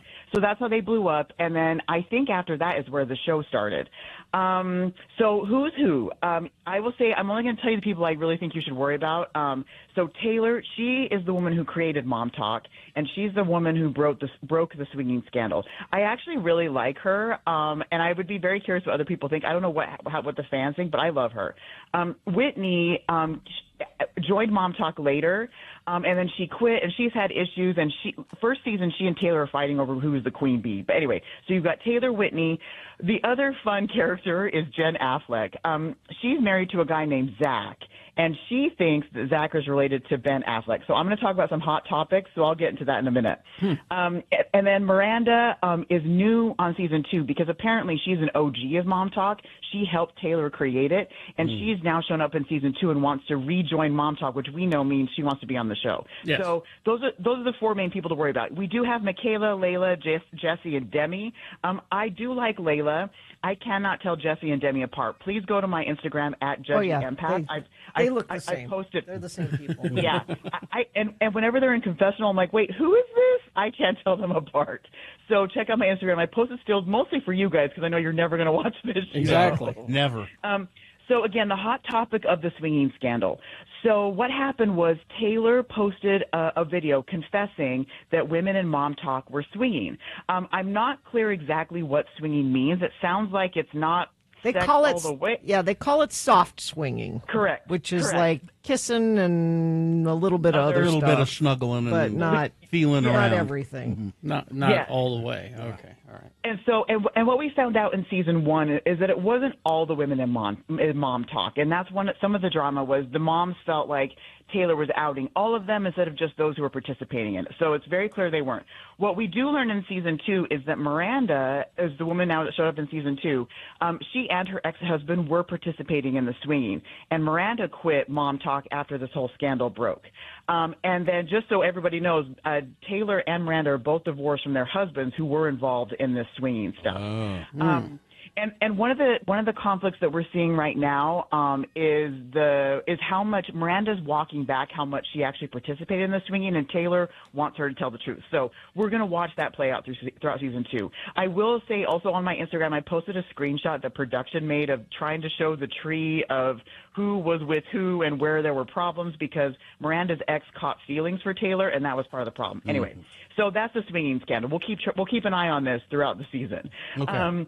And then here's this question about whether or not Jen and Zach Affleck are related to Ben Affleck. So in season 1, Jen kept telling everybody, my husband's the second cousin to Ben Affleck. And then what we see in season 2 is or episode 2 of season 2. So I've only watched the first 2 episodes of season 2.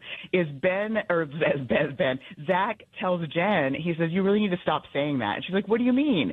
And he's like, we can't prove, we're not related to Ben Affleck. He's like, all right, I'm not sure. And so she gets very upset. It's this whole confrontation. So I think the jury's still, I'm going to say they're not related. I did post a picture of them. So if you see that picture of a blonde guy and another woman, that's Zach Affleck. So, but what they do as a joke is they dress up as J-Lo and Ben for a Halloween party, but then also another couple dresses up as J-Lo and Ben to make fun of Jen and Zach. So anyway, that's one of the stories we're watching. And then as I mentioned, Miranda wants back on Mom Talk, so we'll see what happens. And then the other big drama that is a carryover from season 1 is Taylor and her boyfriend Dakota. And so there's this constant tension about whether or not they're going to break up. I'm very invested in this because I really don't like how Taylor's family wants her to make this work out of just because they have a kid together. So it's very messy and not pleasant, but I'm very curious. Also, I did note here that Dakota is a load using Bill Parlam. So you're okay with the kid being a bastard then, huh? I mean, come on. I guess yes. In this situation, I would prefer that. I think Taylor's better off without this guy. All right. Yeah, and that actually, Bill, that's so insightful of you because that is a whole conversation from her family. I know what side I'm on. No bastards. All right, I will put that on my notes. Okay. Here's what I'm excited about. A couple things is there's a crossover with another show on Hulu called Vanderpump Villa, which I haven't watched. No, I haven't watched, but there is a Real Housewives of Beverly Hills connection here that I can't wait to tell you more about. And then depending how we want to approach this segment, we could take, I think we could cover 2 episodes a week. Yeah, I think this works. This is good timing, I think. Okay. All 10 episodes are available on Hulu. I figure we can take them 2 at a time unless we really want to drag this out, which I'm always happy to do. So just let me know. Is it a lot different than the Real Housewives?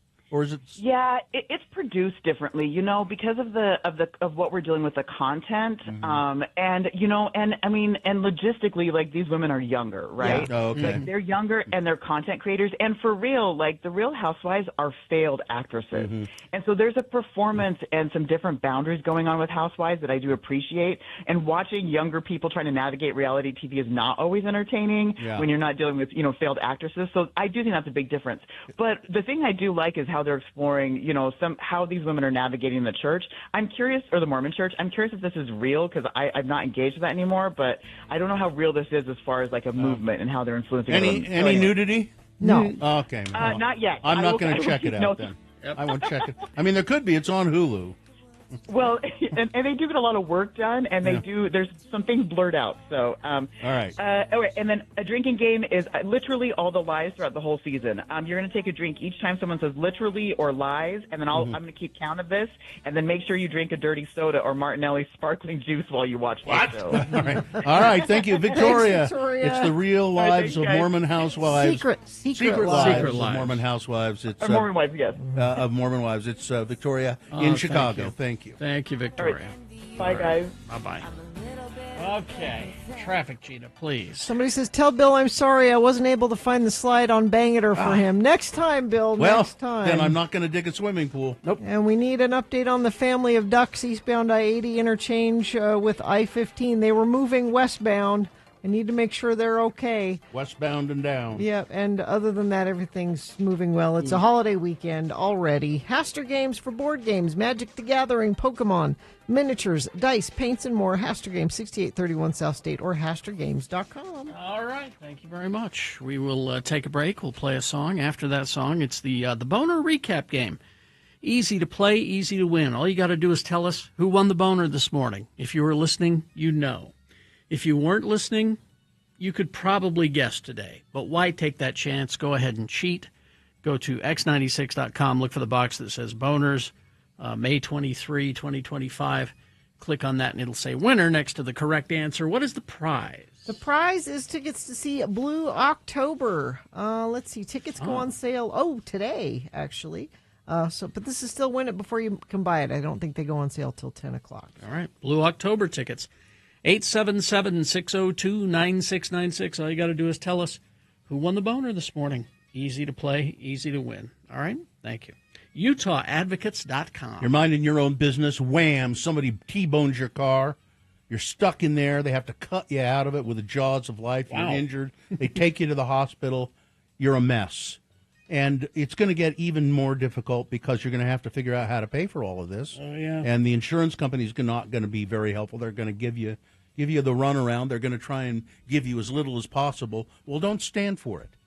Call the advocates, 801-355-5550. They will be your advocate with the insurance company. They will be your knight in shining armor, really. Mm-hmm. And you don't have to pay the advocates a dime out of your own pocket and they'll get you a settlement, and they will get you one. Oh, yeah. And then that's when they take a little bit of it. So if you've been hurt in an accident and you don't know what to do, I'll tell you what to do. You call the advocates, 801-355-5550, 24 hours a day, 7 days a week, or you can go to Utah.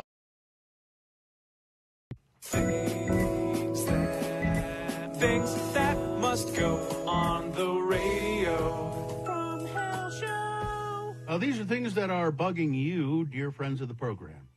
Things that you just can't take anymore. You're at your wit's end.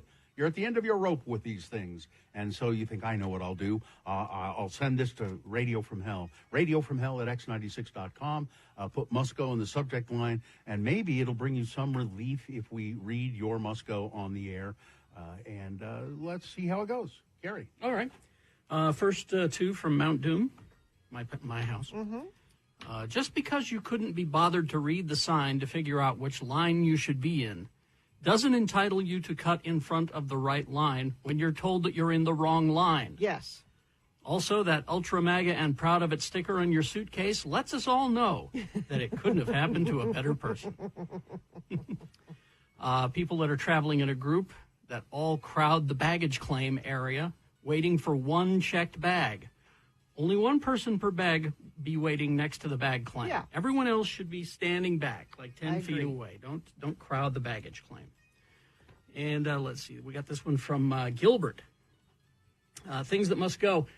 Toothpaste, contact lens solution, or anything that has a screw top that should be a flip top should go. I see Now, that. they used to have the flip top toothpaste. Yeah. I remember that.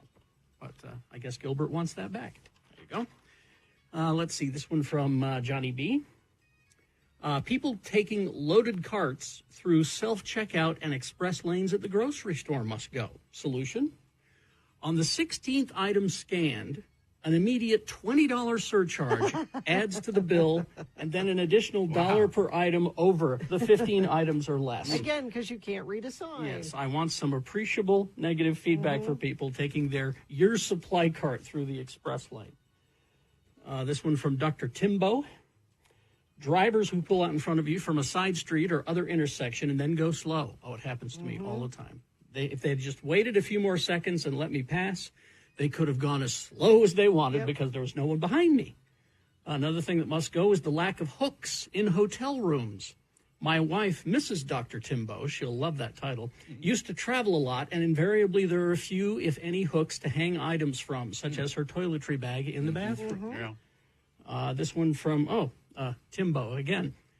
Sent an email earlier about hotels. The other thing that must go are hotel bathrooms that have no shelves or drawers or any place to store your toiletries. Yes. There you go. All right. Let's see. I'll go next. I've got one of my own.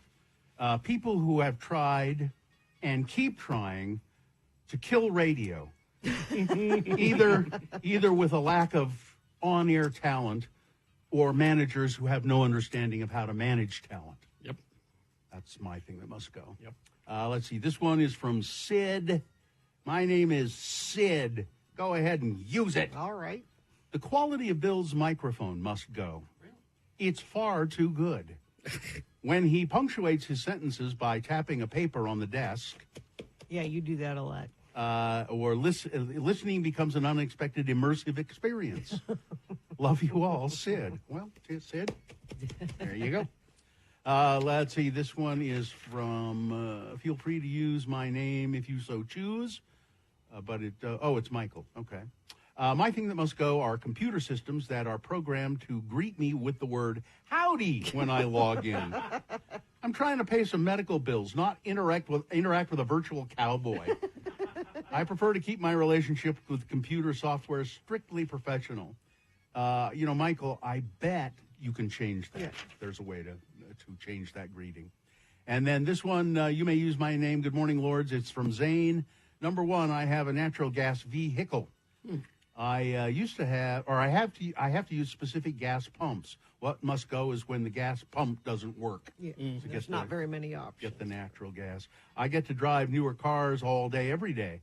And the turn signal feature where you press the turn signal once and it just goes 3 times. What must go is my much older car that doesn't have that feature. All right.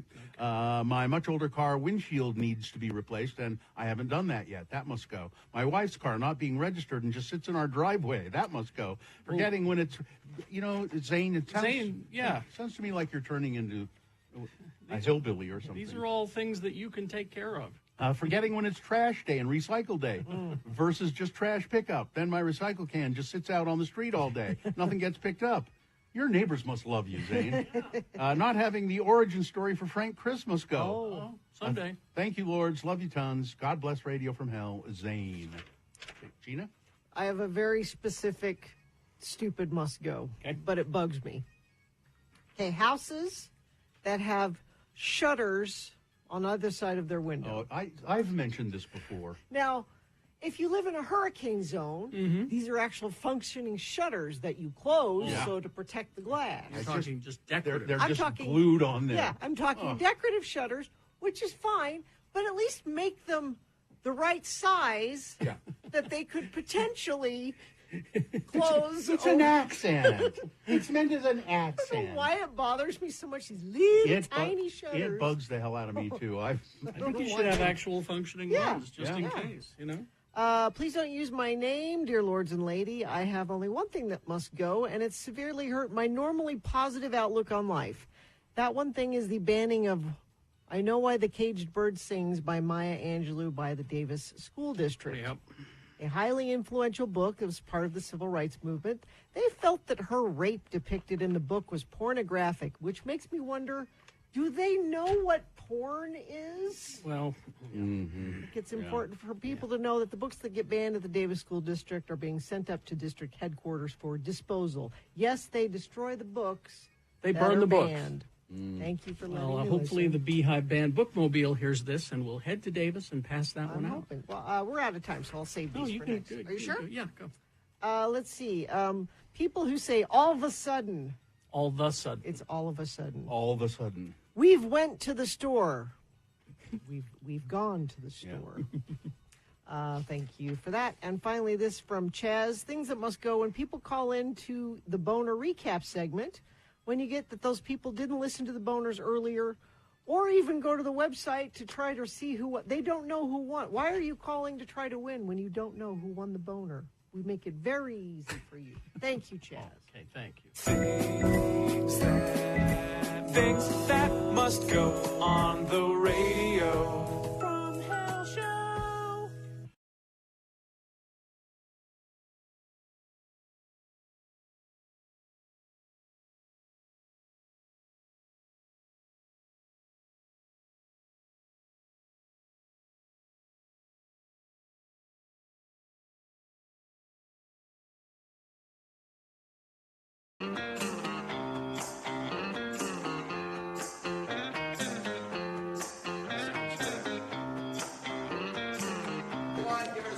Please, don't call this day drinking.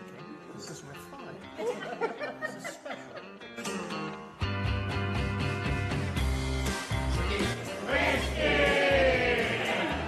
Cheers, everybody.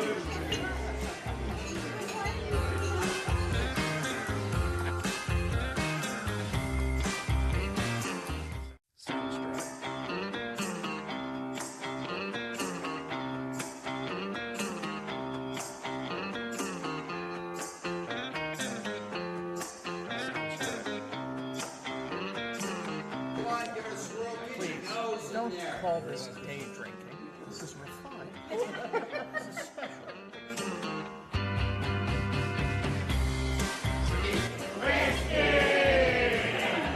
Cheers, everybody.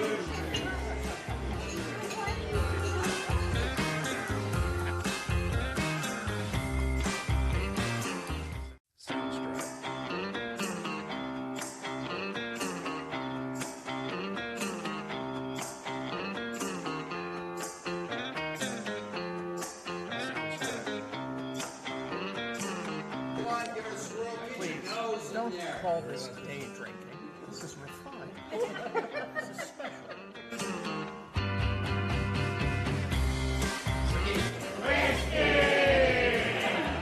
Cheers, everybody.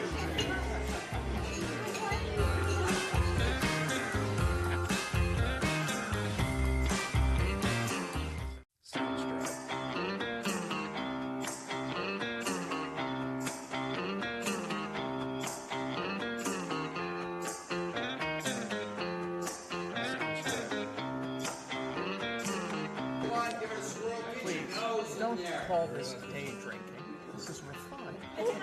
This is special.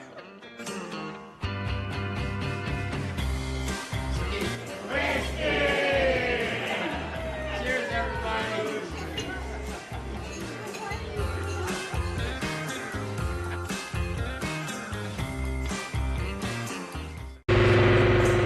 Maxwell and Kearns Kearns. texted in and said he wanted to do the Boner Recap. But I said, Maxwell, you got to call in for that, even from Maxwell? Kearns.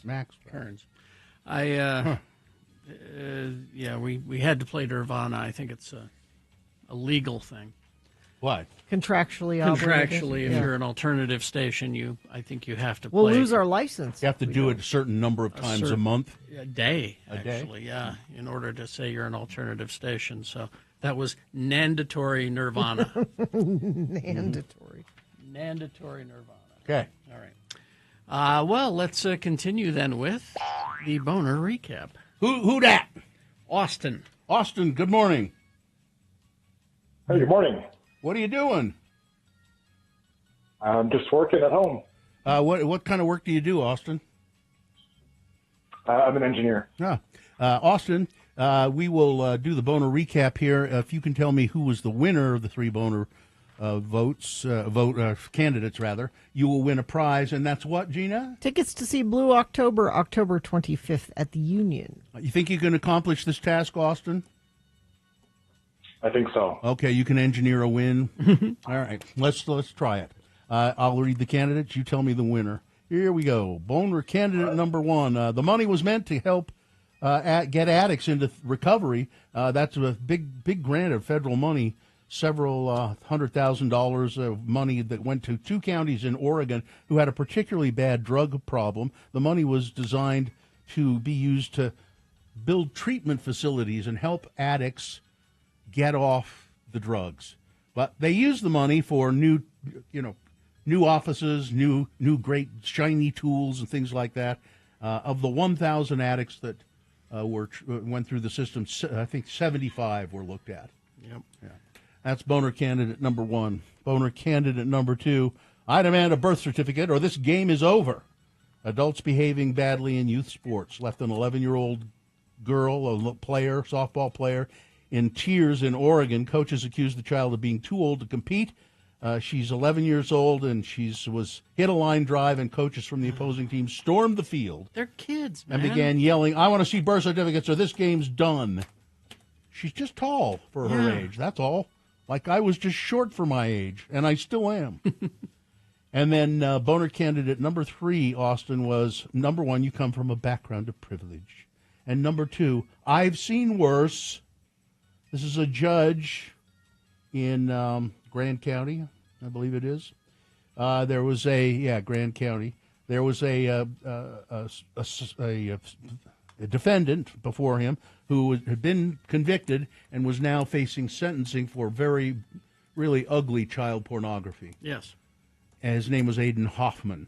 Mr. Hoffman was sentenced by the judge to time served, which was like 4 months.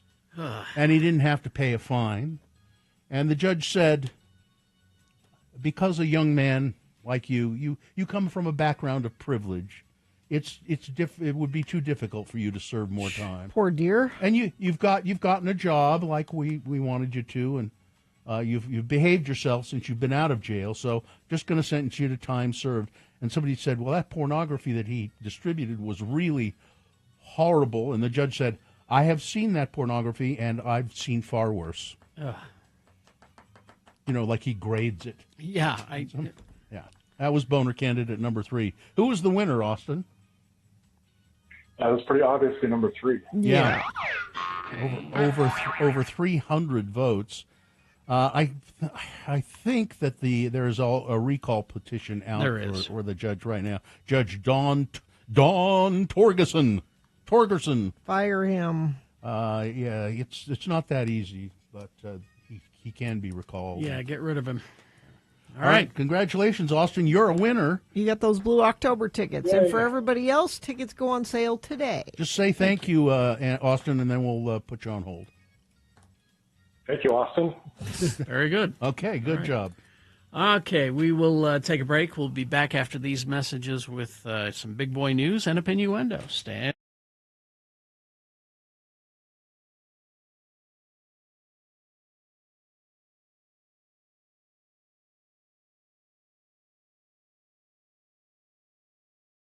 Kids, animal when they die, or you try to. Well, I don't know. How do you replace it? Like their goldfish dies. And you think, I'm going to go get a new goldfish, and they'll never know the difference. Be dishonest about it. Well, I mean... No, you should be honest about these things, shouldn't you? But, well, I mean, I suppose, but I'm wondering if I can do this with a tree. A tree? Your kid's favorite tree? So Muhammad... The prophet? No, my son, not the prophet. Got a tree, a little sapling at a field trip in first grade.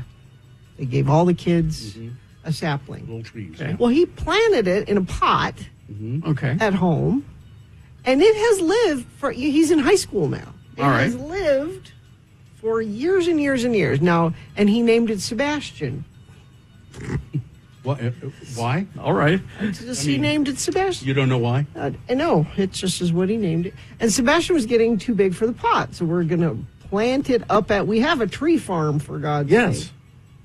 Plant it up at the tree farm. Sebastian belongs with his own kind.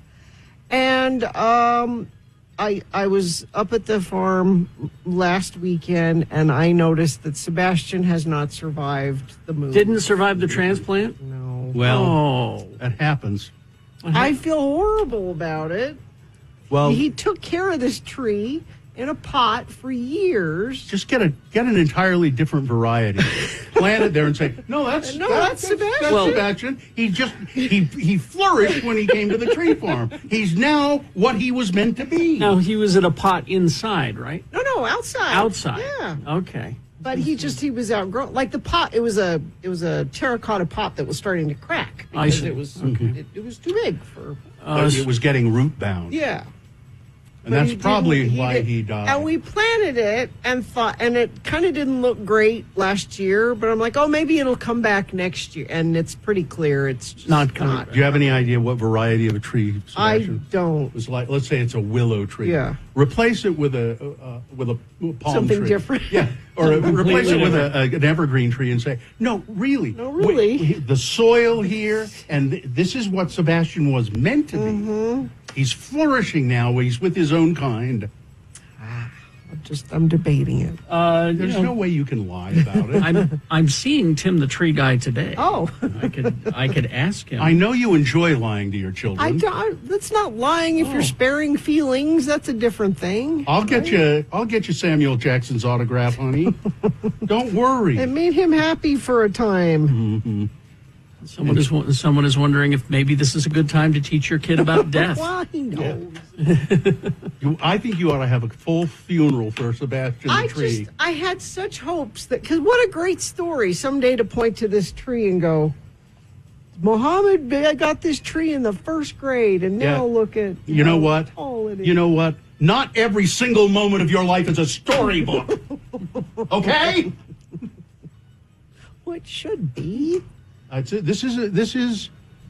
How long have you been putting off telling him about? How long have you known Sebastian is dead? Yeah, that's what I want to know. Yeah, when were you going to break it to him on his birthday? Maybe that'd be a good idea, huh? Oh, I'm sorry. Yeah, I'll get you Sam Jackson's autograph. Yeah. Carrie, this is Samuel L. Jackson. There you go. So that's where I'm at. Well, when are you going to tell him? I don't know. You have to tell him. Yeah.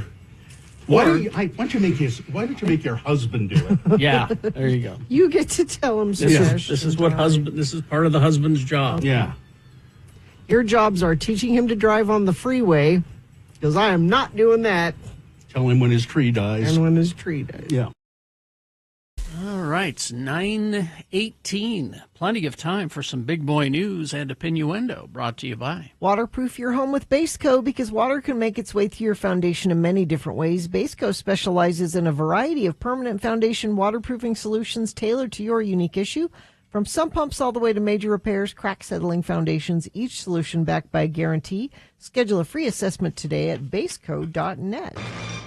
I don't know where people get these things, and I don't know why people want them.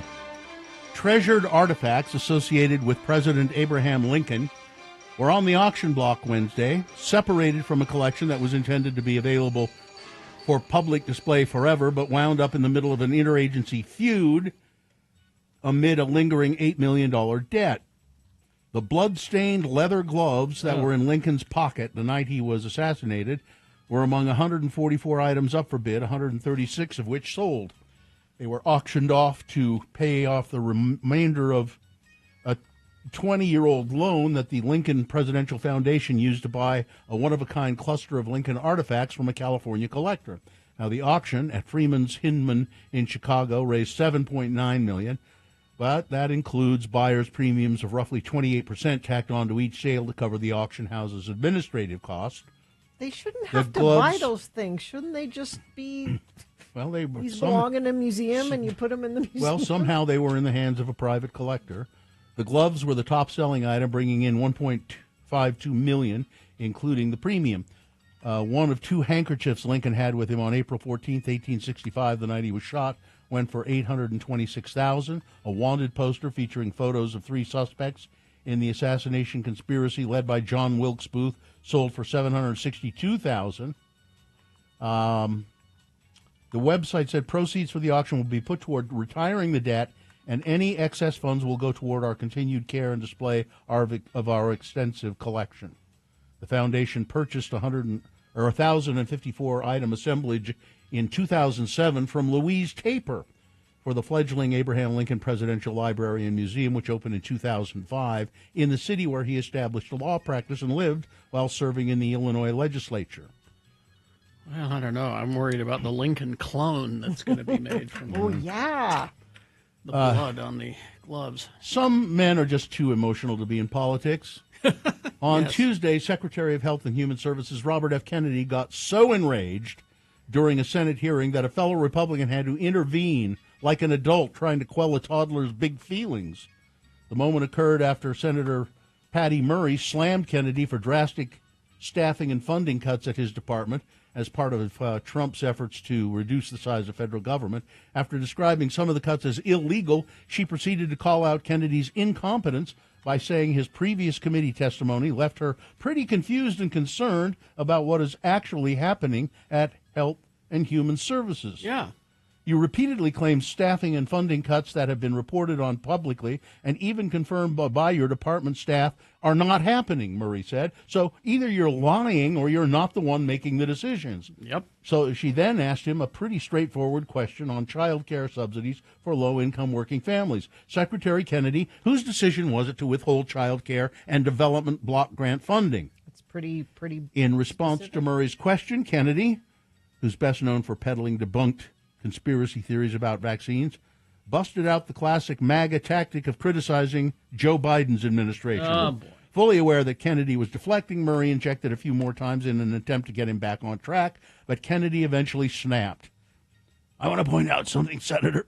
You've presided here, I think, for 32 years. You've presided over the destruction of the health of the American people. Huh? Seriously? Murray said, as Kennedy continued his rant. Our people are now the sickest people in the world because you've not done your job. It's not true, by the way. Mr. Secretary, seriously. What have you done about it? What have you done about the epidemic of chronic disease? He was shouting at this What point. does that have to do with child care? What have you done about the epidemic of chronic disease? That's when a fellow Republican decided she'd had enough of this nonsense. Mr. Secretary, and this is a Republican saying, I would ask you to hold back and let the senator ask the questions, said Shelley Moore Capito of West Virginia. She'll probably get in trouble for that. After the hullabaloo, Murray said, after the hullabaloo, Murray calmly asked her question again on whose decision was it to withhold child care funding, and lo and behold, Kennedy's answer was pretty basic. That was made by my department. Okay, that's all she was asking. That's what she was asking. Could have just gone there in the first place. Yep. Well, I don't know. I don't blame these people for being upset.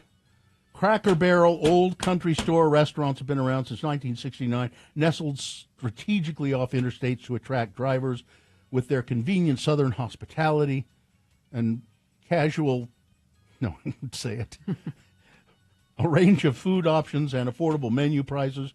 But Cracker Barrel may be losing some of the charm amid a physical makeover. Rachel Love, who is a Tennessee resident, self-proclaimed Cracker Barrel fan, recently caught the restaurant's attention with her social media. When Cracker Barrel took away the last piece of nostalgia you had left, and she captioned in a TikTok video last month showing the inside of an updated location. They got rid of all the crazy crap on the walls. That's right. Damn it. That's why I go there, is for the crazy crap on the walls. I don't blame people for being upset. Cracker Barrel has been testing various levels of remodeling, they said. It's all about the evolution of the brand. As much as I love Cracker Barrel, I've never been to one.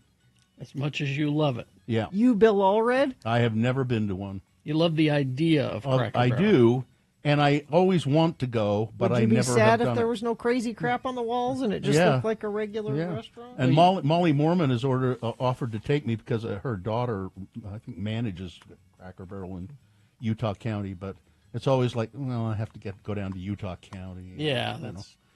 know. Let's see. Kanye West and Bianca Censori apparently have checked themselves into rehab. It's Rehab for what? Racism? In Spain. Where do you go for Well, that? Nazi rehab? What? Well, Kanye has asked God's forgiveness for his brief or his Brief? his recent racist. He wrote a song. I know he's asking God's forgiveness for his A anti-Semitism. song called Heil Hitler. If he were a woman, he would have been put under a conservatorship years True. ago. He's crazy, and That's I right. mean Well, that in a literal sense. Well, that's He good is that crazy. that's good that he's checked himself into. Maybe he will get the help he needs. Well, it's a place in Spain called The Balance. It is a Rolls-Royce of recovery centers. It specializes in everything from addiction treatment to mental health recovery, while maintaining strict confidentiality and luxury hotel vibes. Maybe this will help him. I don't think so. Well, we'll see. We'll see. I think the crazy is deeply rooted.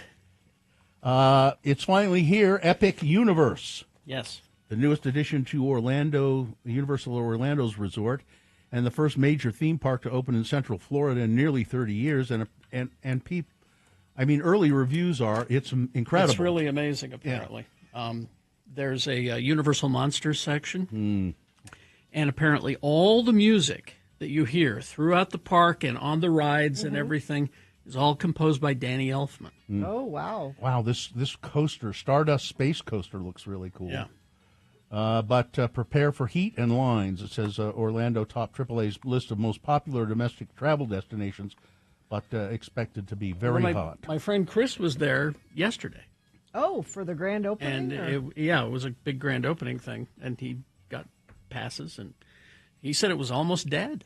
I think people anticipated the crowds and then didn't show up. But the crowds will be there this weekend, I'm sure. Ryan Seacrest has once again taken a tumble while shooting Wheel of Fortune. He hit the deck while filming in April during a segment about the wacky Gloucestershire Cheese Rolling Festival. The event, which takes place annually in the UK, sees participants chase a wheel of cheese down a steep hill, and Seacrest face-planted on the stage when he tried to demonstrate. Now the host has taken another tumble. This time during Monday's episode, he was trying to get onto an inflatable pool float when he somersaulted off the parrot-themed toy. I need a breather after that, he told his co-host Vanna White. Why do you look like you've done this before, he added.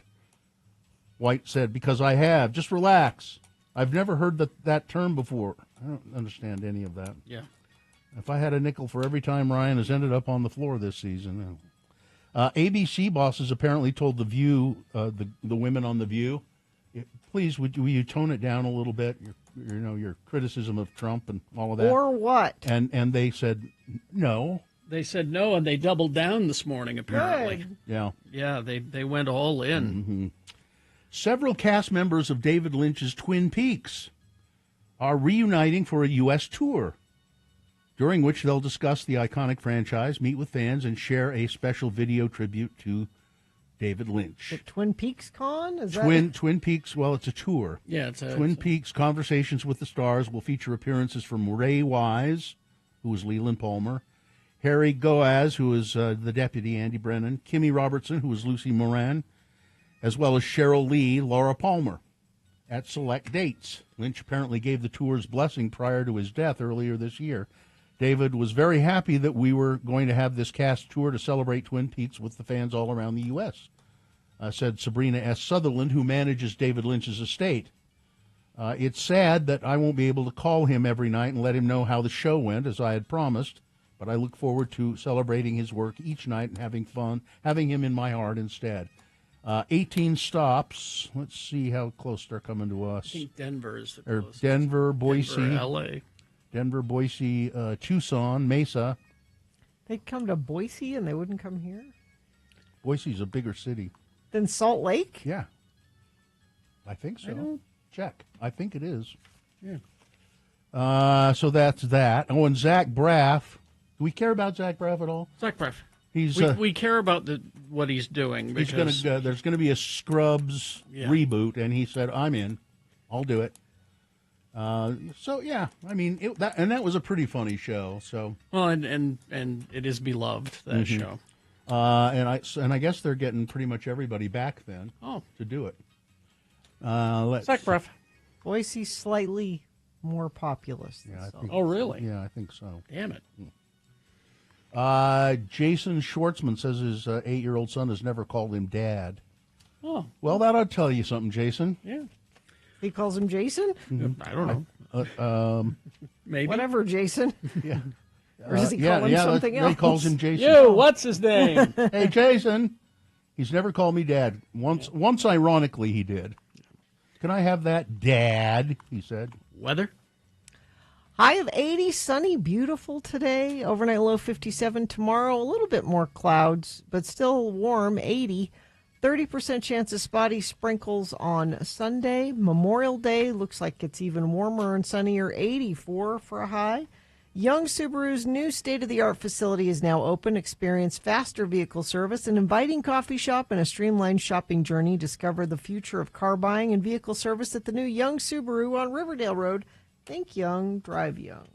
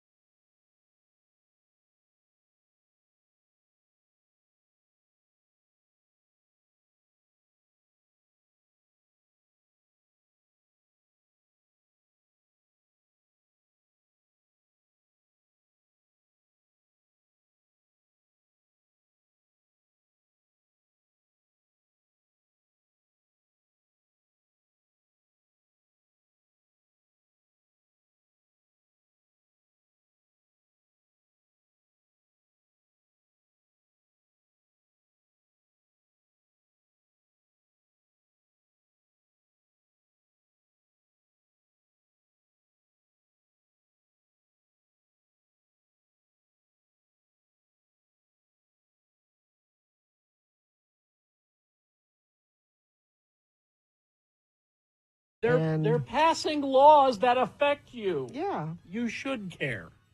And you should be outraged when they... Oh, okay. Never mind. Thank you. Just a quick list. Quick Tiny list. I liked that. Thank you very much.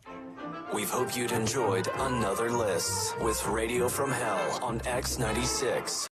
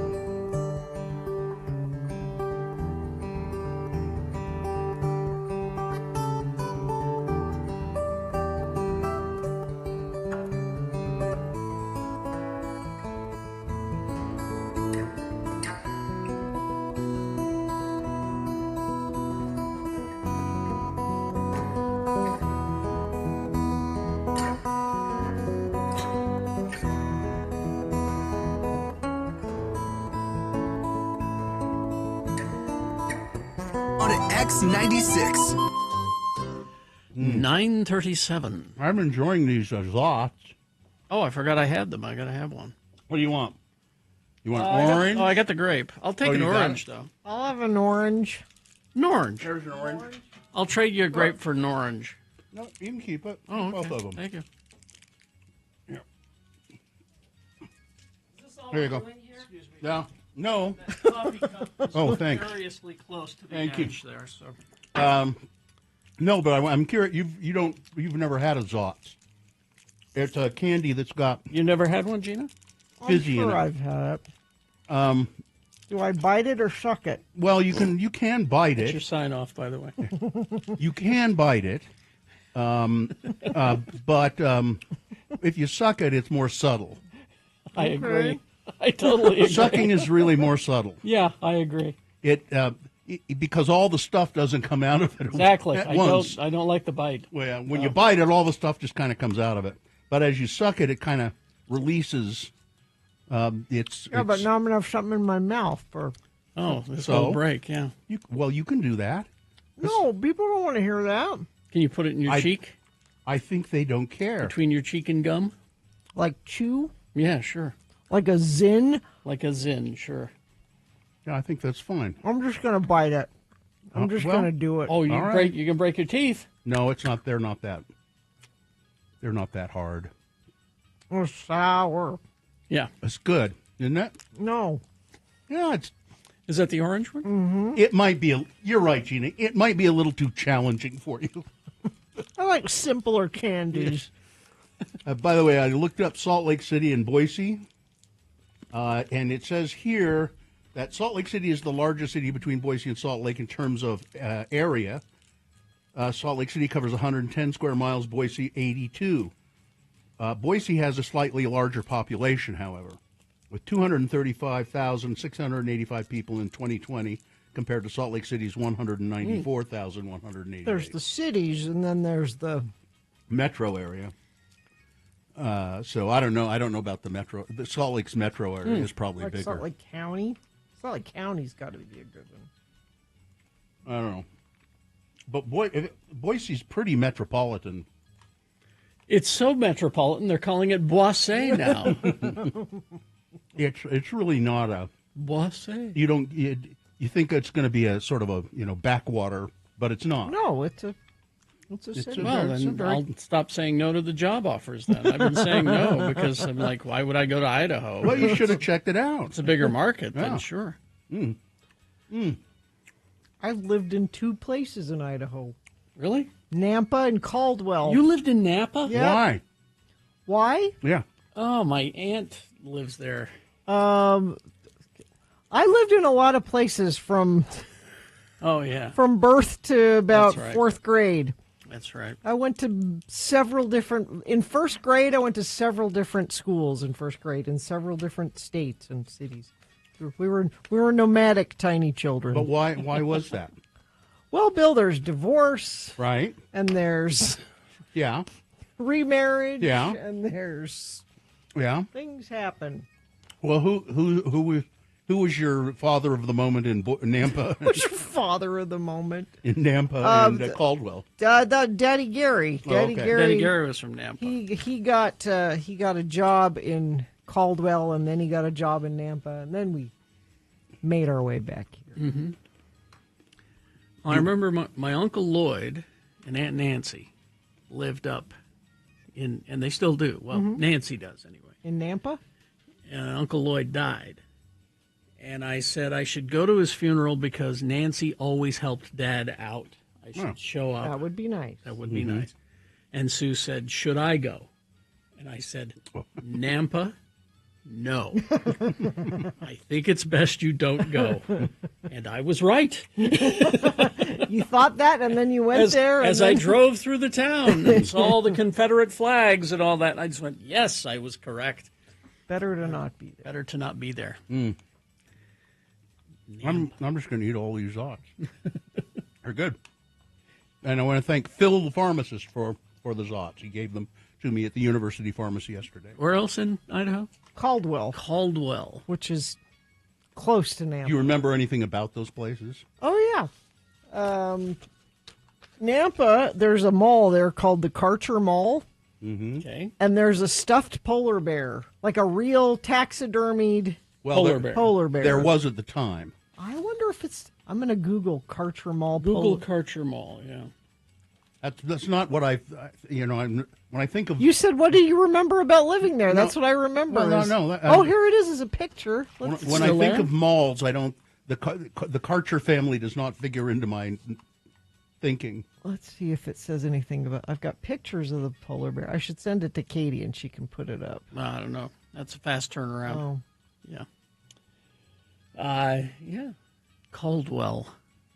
My friend Lane took that name for his last name for a radio name. Lane Caldwell. I can see that. He thought it was funny. I'll tweet out a picture of the polar bear. But you don't know if it's still there. I can't tell if it's still there. What happened what happened to Nora, the polar bear at the Karcher Mall? So it's not there anymore? Well, the mall burned down, and so did Nora. Let's see. Oh, they tore it down and reconstructed it. So the mall is gone. The mall's gone, but what happened to Nora? I don't know. Somewhere in someone's living room in Nampa, someone has the polar someone has bear. Nora. Somebody, you think they sold it, like auctioned it off or Quite something? possibly. I need to investigate this. The lore of Nora. Listen, a taxidermy polar bear you just don't toss in the garbage. There is a whole Facebook page called Vintage Karcher Mall, and it says, Really? I'm here because I want to see pics of the polar bear. I grew up hearing it from my dad and uncle. Does anybody have a picture of it? And there are a bunch of pictures of... There you go. Yeah. Oh. Okay. I don't know what happened to the polar bear, though. I bet you could find out. I'm going to follow this story for you until I find out what happened. Jimmy John's in the chat room. My uncle lived in Coeur d'Alene. Told me not to visit. Said, they don't think they'll like you up here. You wonder about the polar bear, and I'm wondering if they still have the hot nut machine that was at the J.C. Penney's in downtown Ogden. Well, you don't just throw those kind of things out. Hot nut machine. I loved that when I was a kid. All right. We will take a break. We'll be back with it's the Boner of the Week. Dave the Flower Guy will be here after some messages and a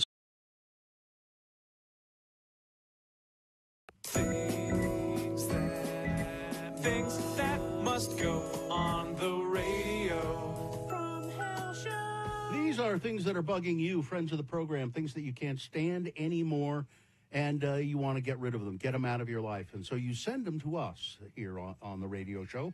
You send them to radiofromhell@x96.com. Put "must go" in the subject line. And if we read yours, maybe, just maybe, these things will disappear from your life. It might make you feel better just to hear about it, too.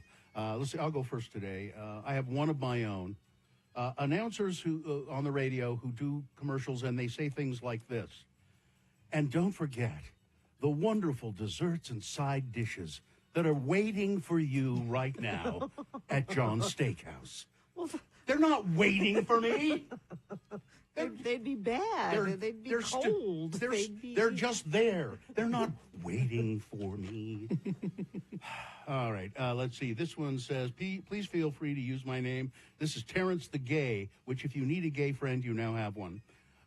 My thing that must go yesterday. People on social media who inevitably ask source or claim that my source is bad. Fake news when I make a post about current events or information, and I have posted a valid link and or quotes, videos that I've checked up with just to justify my post. Blah! I have written posts and articles for many newspapers, journals, and magazines, as well as college papers in my bachelor's and master's degree programs. All of these required me to research to back up my posts. Research is what I do. You know how to do this. Don't just discredit something simply because your cognitive dissonance, confirmation bias, and or small weenie ego energy refuses to let you learn something. It's not my job to spoon feed you information. You have right at your fingertips. You tell them. Google it, you numbskull. Thanks for letting me listen, Terrence. You're welcome, Terrence. Hello, please don't use my name, this one says. My must go is the panic I feel about helicopters flying overhead. I'm in Eagle Mountain. It's by the base. I think Camp Williams, right? Yeah. And I've experienced them occasionally, but with the current climate, I start to overthink and worry when a helicopter flies overhead. Holding it together has become hard, but you all make it a little better, so thank you for all you guys do on the radio. This one says, hello, Lords. I have a thing that must go. It's really bugging me. Hopefully we can make it go. I'm dyslexic. I grew up having resource classes, summer school, private tutoring to help train my brain to process words in a normal way. It took a lot of work to be able to read and write. Never had decent grades in school, but all the hard work paid off, and as an adult, most people wouldn't know that I'm dyslexic. I mean, I still have issues at night when I'm tired with reading because my brain gets tired. I also don't know left from right without looking at my fingers to see which hand makes an L. Lately, I've noticed people who say, I'm dyslexic when making a mistake that has nothing to do with reading or writing.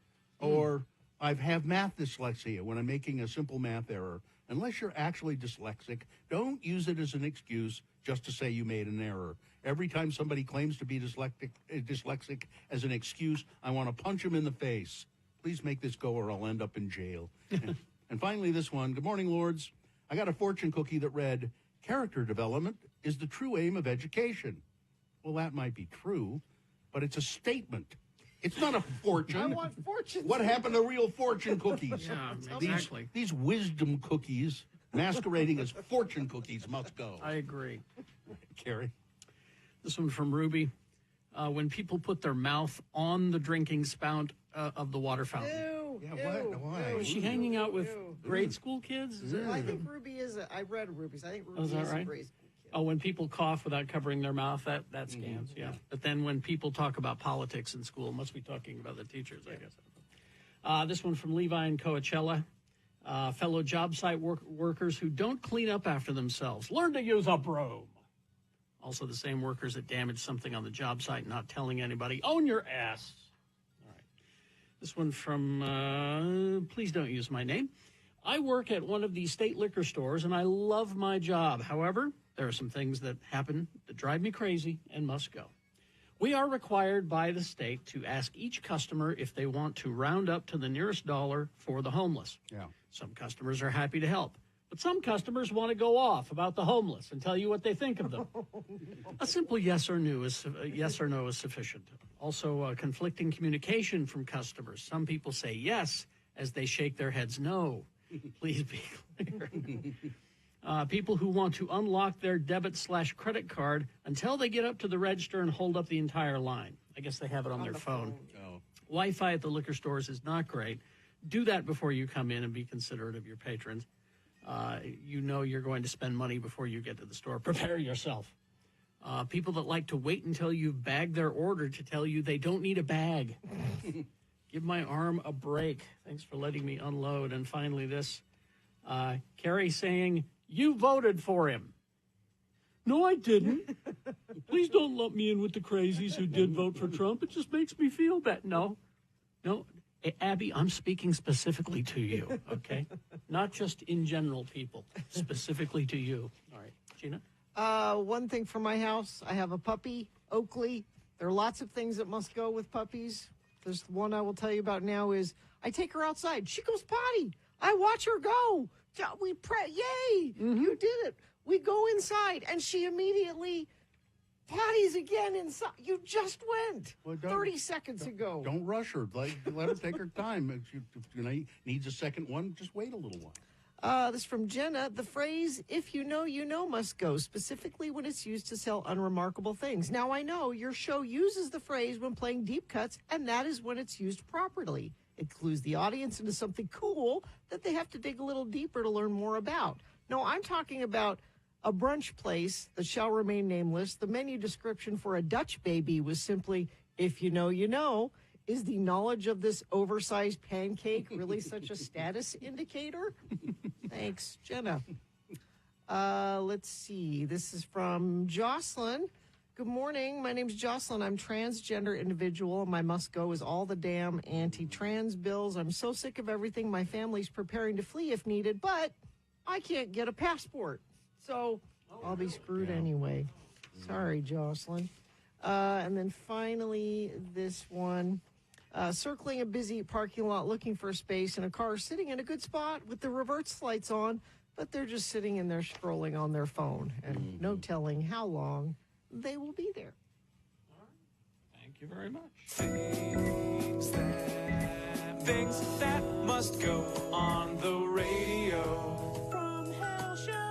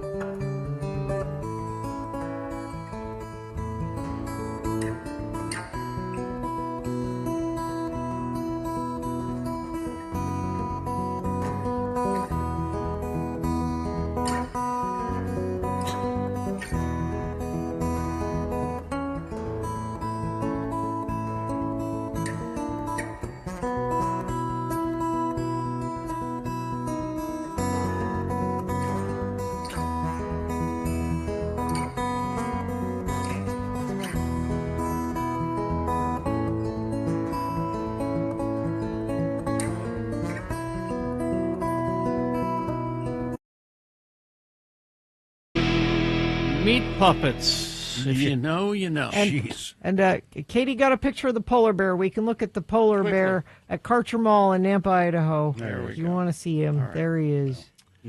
Owner of the week. All right, Dave the Flower Guy is here. We don't have much time. Hi, David. How are you? You're fine? Okay, good. I'm fine. All right. But your scooter's dead. Yeah.